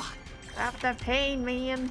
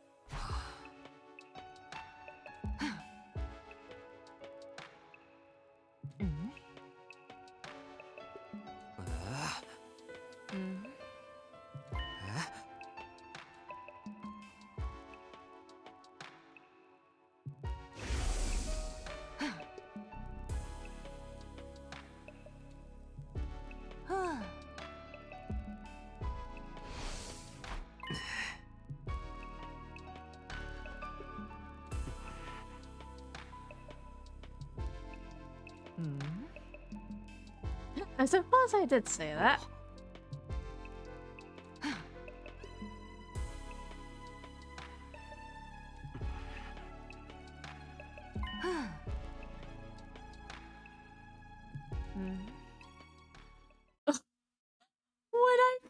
like it. AKA romancer.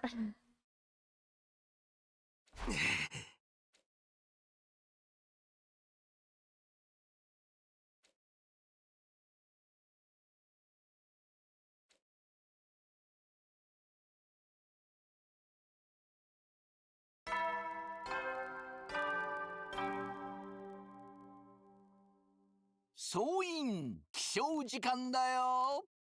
最終防衛学園13日目の朝になりました。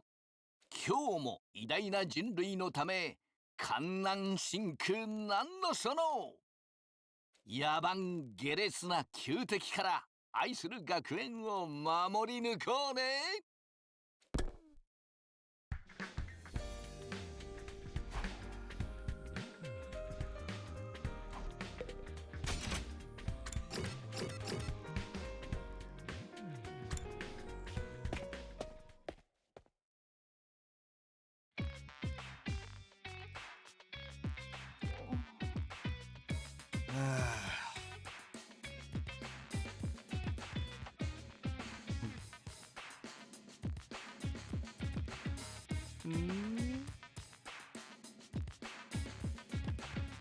You're on your own from that group.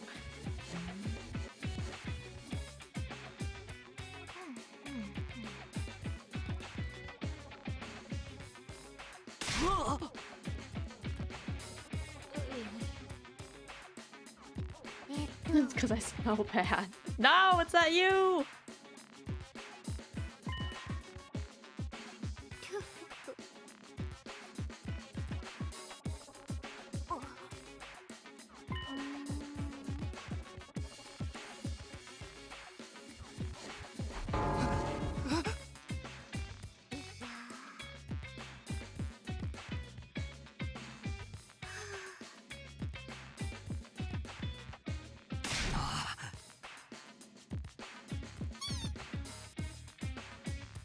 Older boy?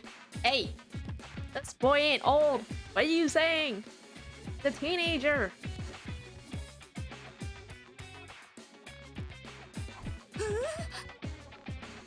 Great. What am I supposed to do? Yeah. Huh? You blame him.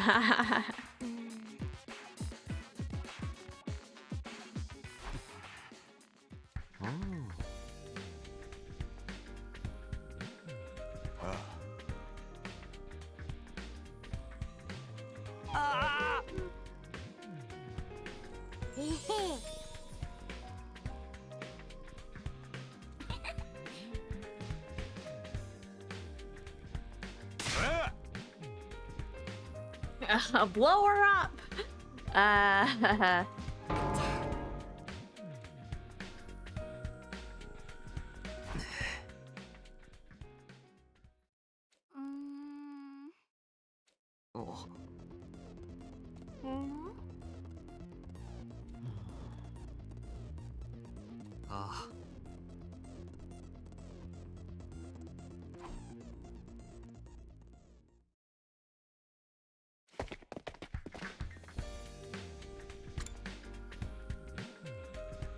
Yeah, I got kicked out of the cafeteria without...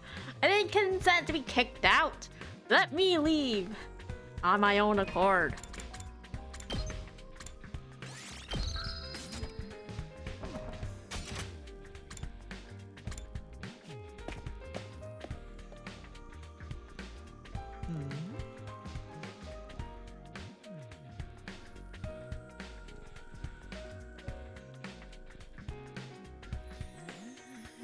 Yeah, you tried something like that before. It wasn't a popular choice.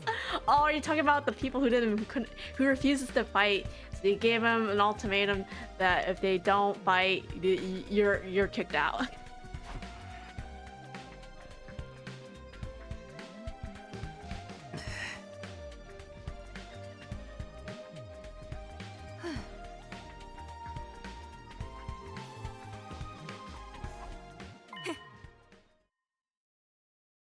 Huh?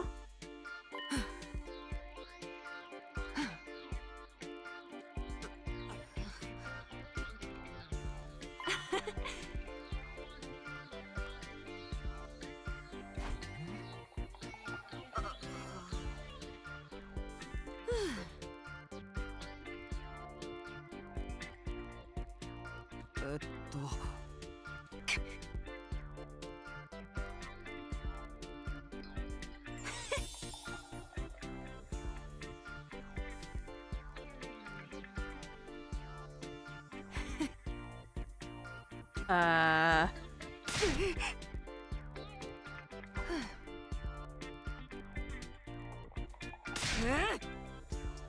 Oh, more. Oh, the.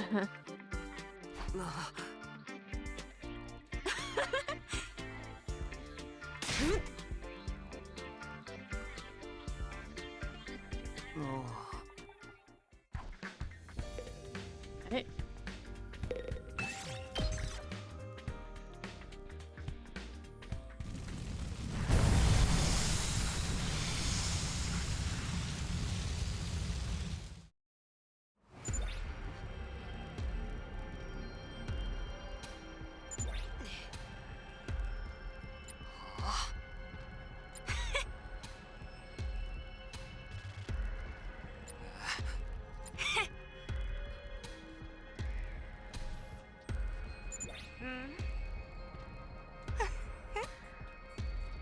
Almost.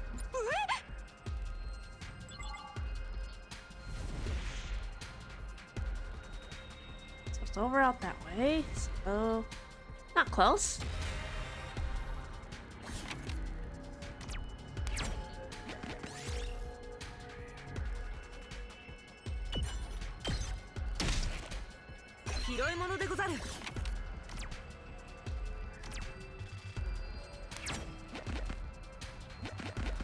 Oh, wait.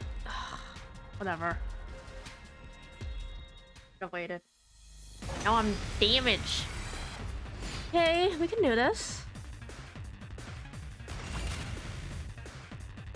Not late. さあ行くわよ。砕け散りなさい。あっけないわよ。出番でござるな。あとは頼んだでござる。行くぞ。使うよ。俺に任せろ。行くぞ。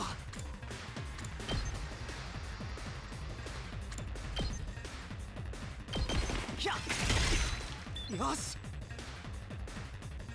いつでも行ける。防御だ。いつでも行ける。セーフ。やった。さあ始めるわよ。いつでも行ける。耐えてみせる。行くぞ。いつでも行ける。ひゃっ。よし。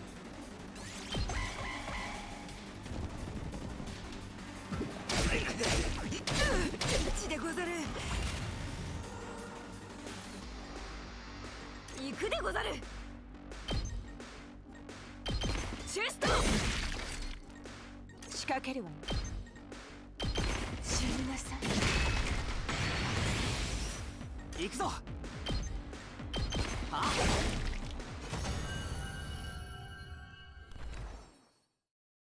拾い物でござる。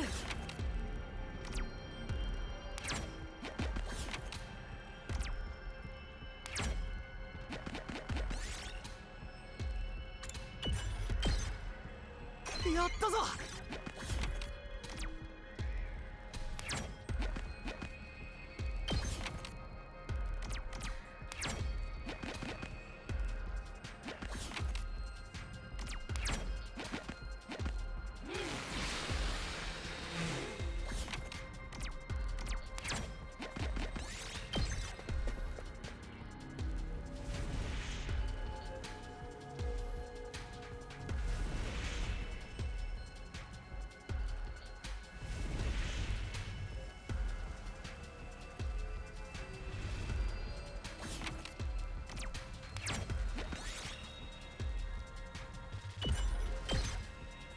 拾い物でござる。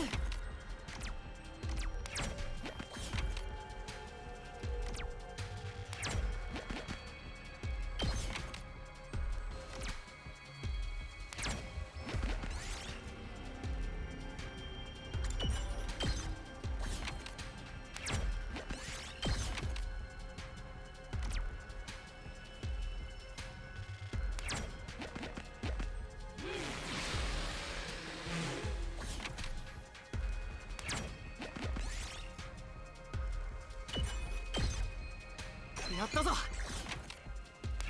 Oh, why did I? Have to avoid enemies. That's fine.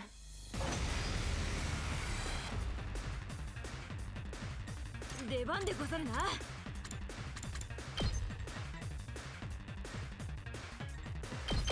一戦。燃え尽きたでござる。出番のようね。俺に任せろ。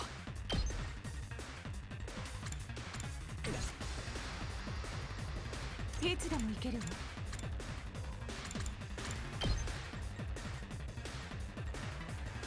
食らいなさい。もう壊れちゃったの？行くぞ。これだ。いつでも行ける。俺に任せろ。せい。やった。行くぞ。耐えてみせる。行くぞ。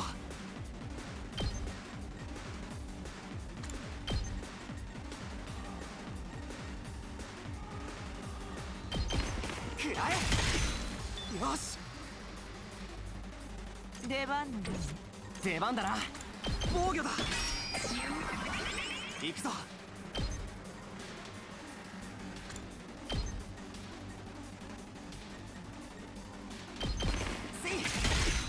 せい。やった。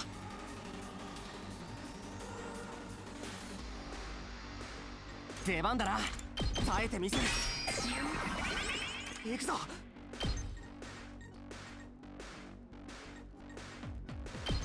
あ。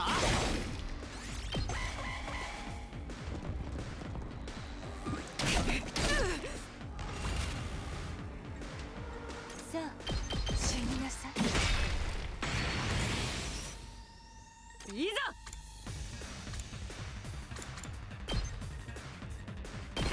ざ。やり。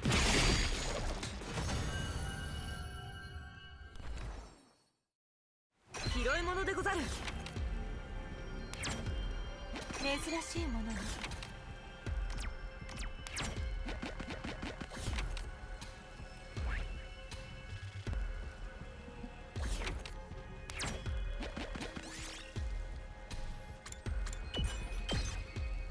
拾い物でござる。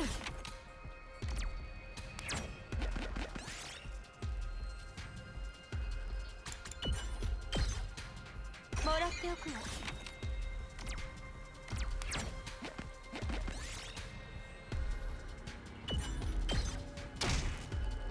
拾い物でござる。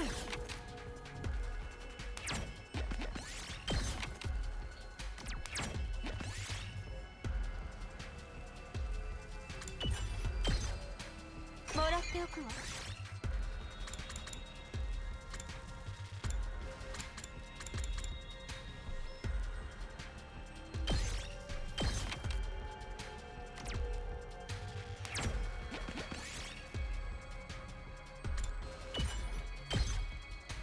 拾い物でござる。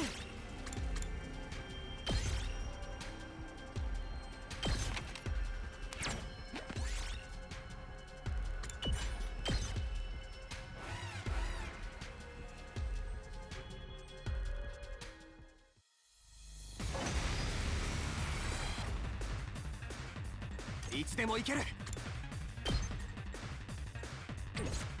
さあ行くわよ。これはどう？あっけないわね。お任せあれ。せい。あとは頼んだでござるよ。そこだ。行くぞ。防御だ。行くぞ。せい。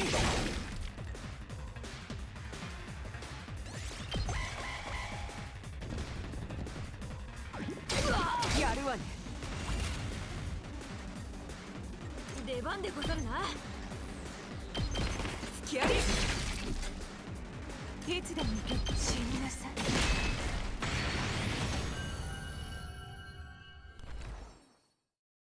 拾い物でござる。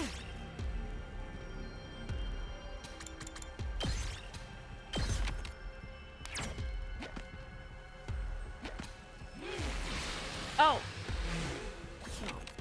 my bad. Oh, that was my bad.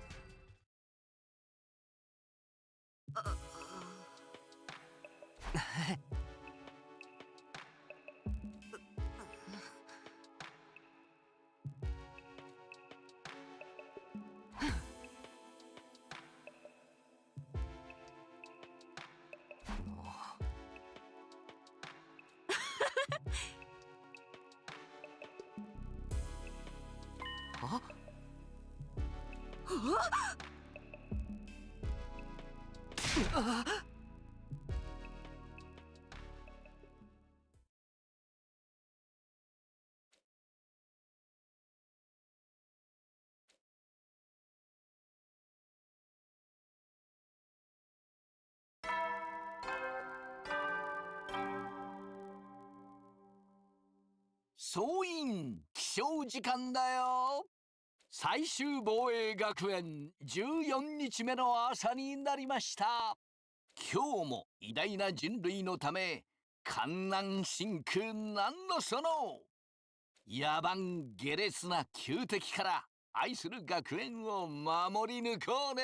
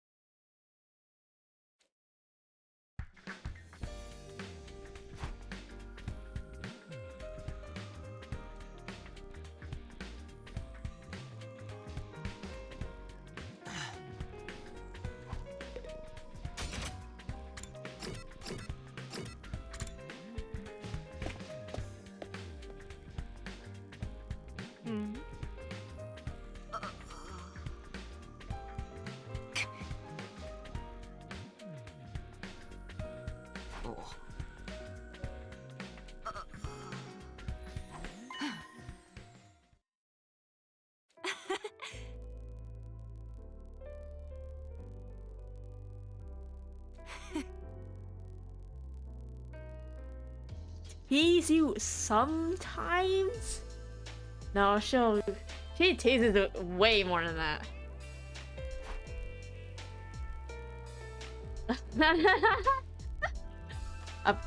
In her head, yeah.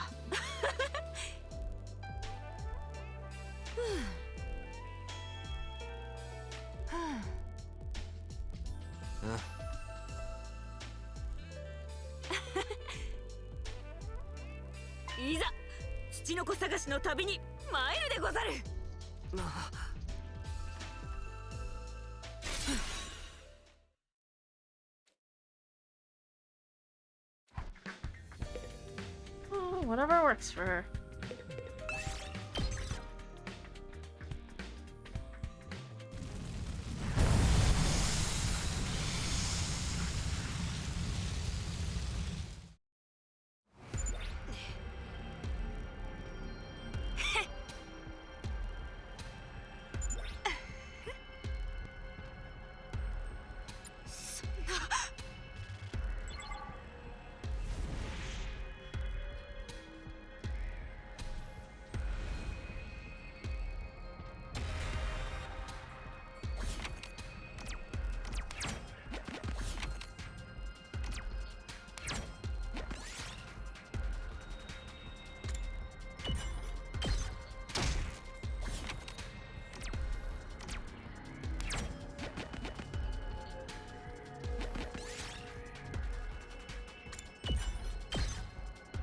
拾い物でござる。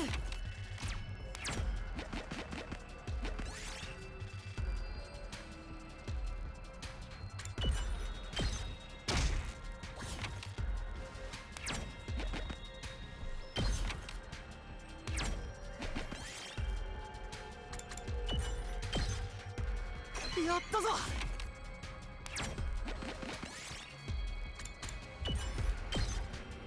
もらっておくわ。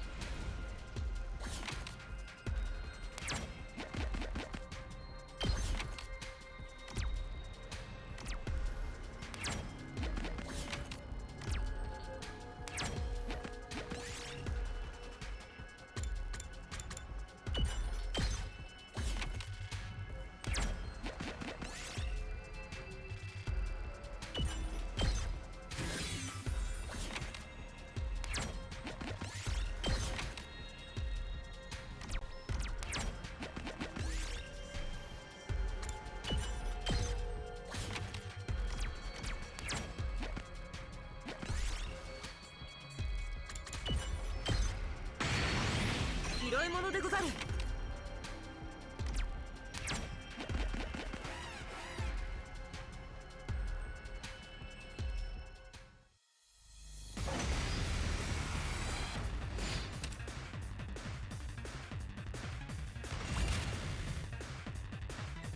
出番だな。さあ始めるわよ。砕け散りなさい。もう壊れちゃったの。いざ一戦。燃え尽きたでござる。いつでもいける。食らえ。行くぞ。耐えてみせる。行くぞ。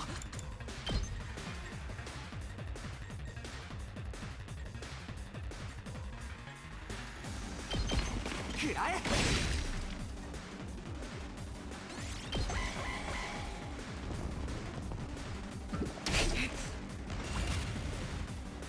お任せあれ。突き上げ。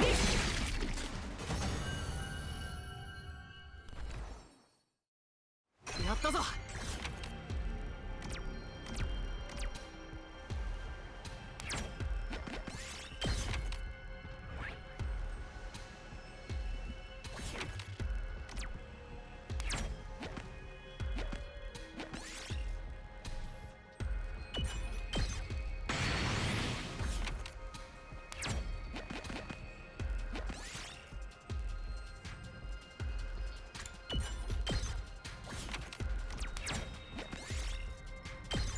よし。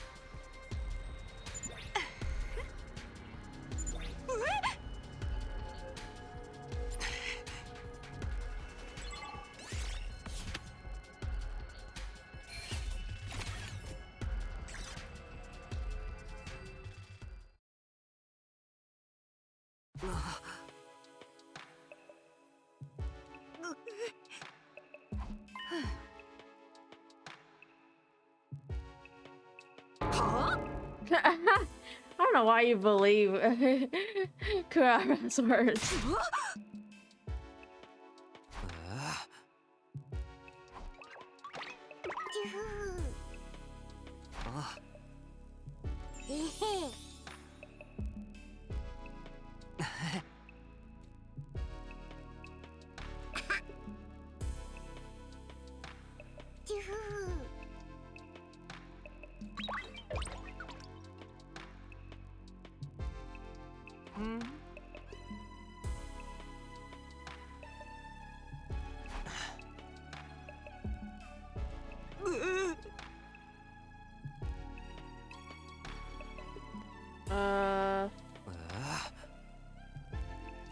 Forget about it and go to bed.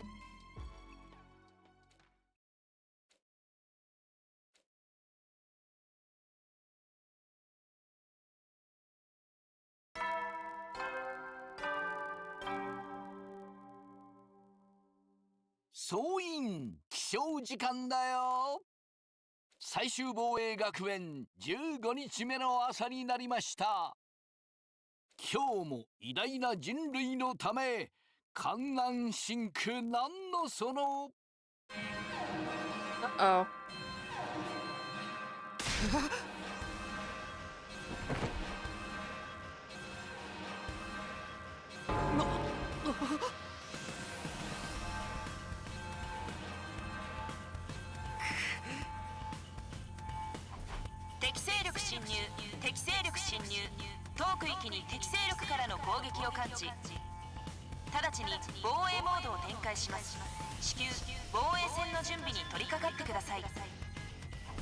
It's the perfect time. They would have the secret weapon.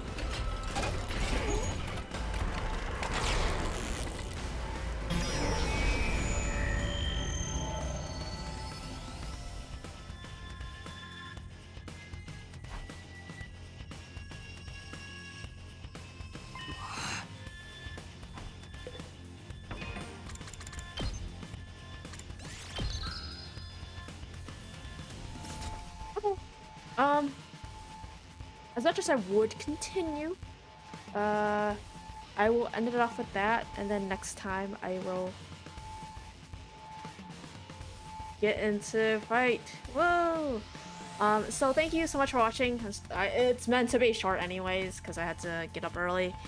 So I actually be back tomorrow morning, 7:30 p.m. Eastern, to play some gacha stuff.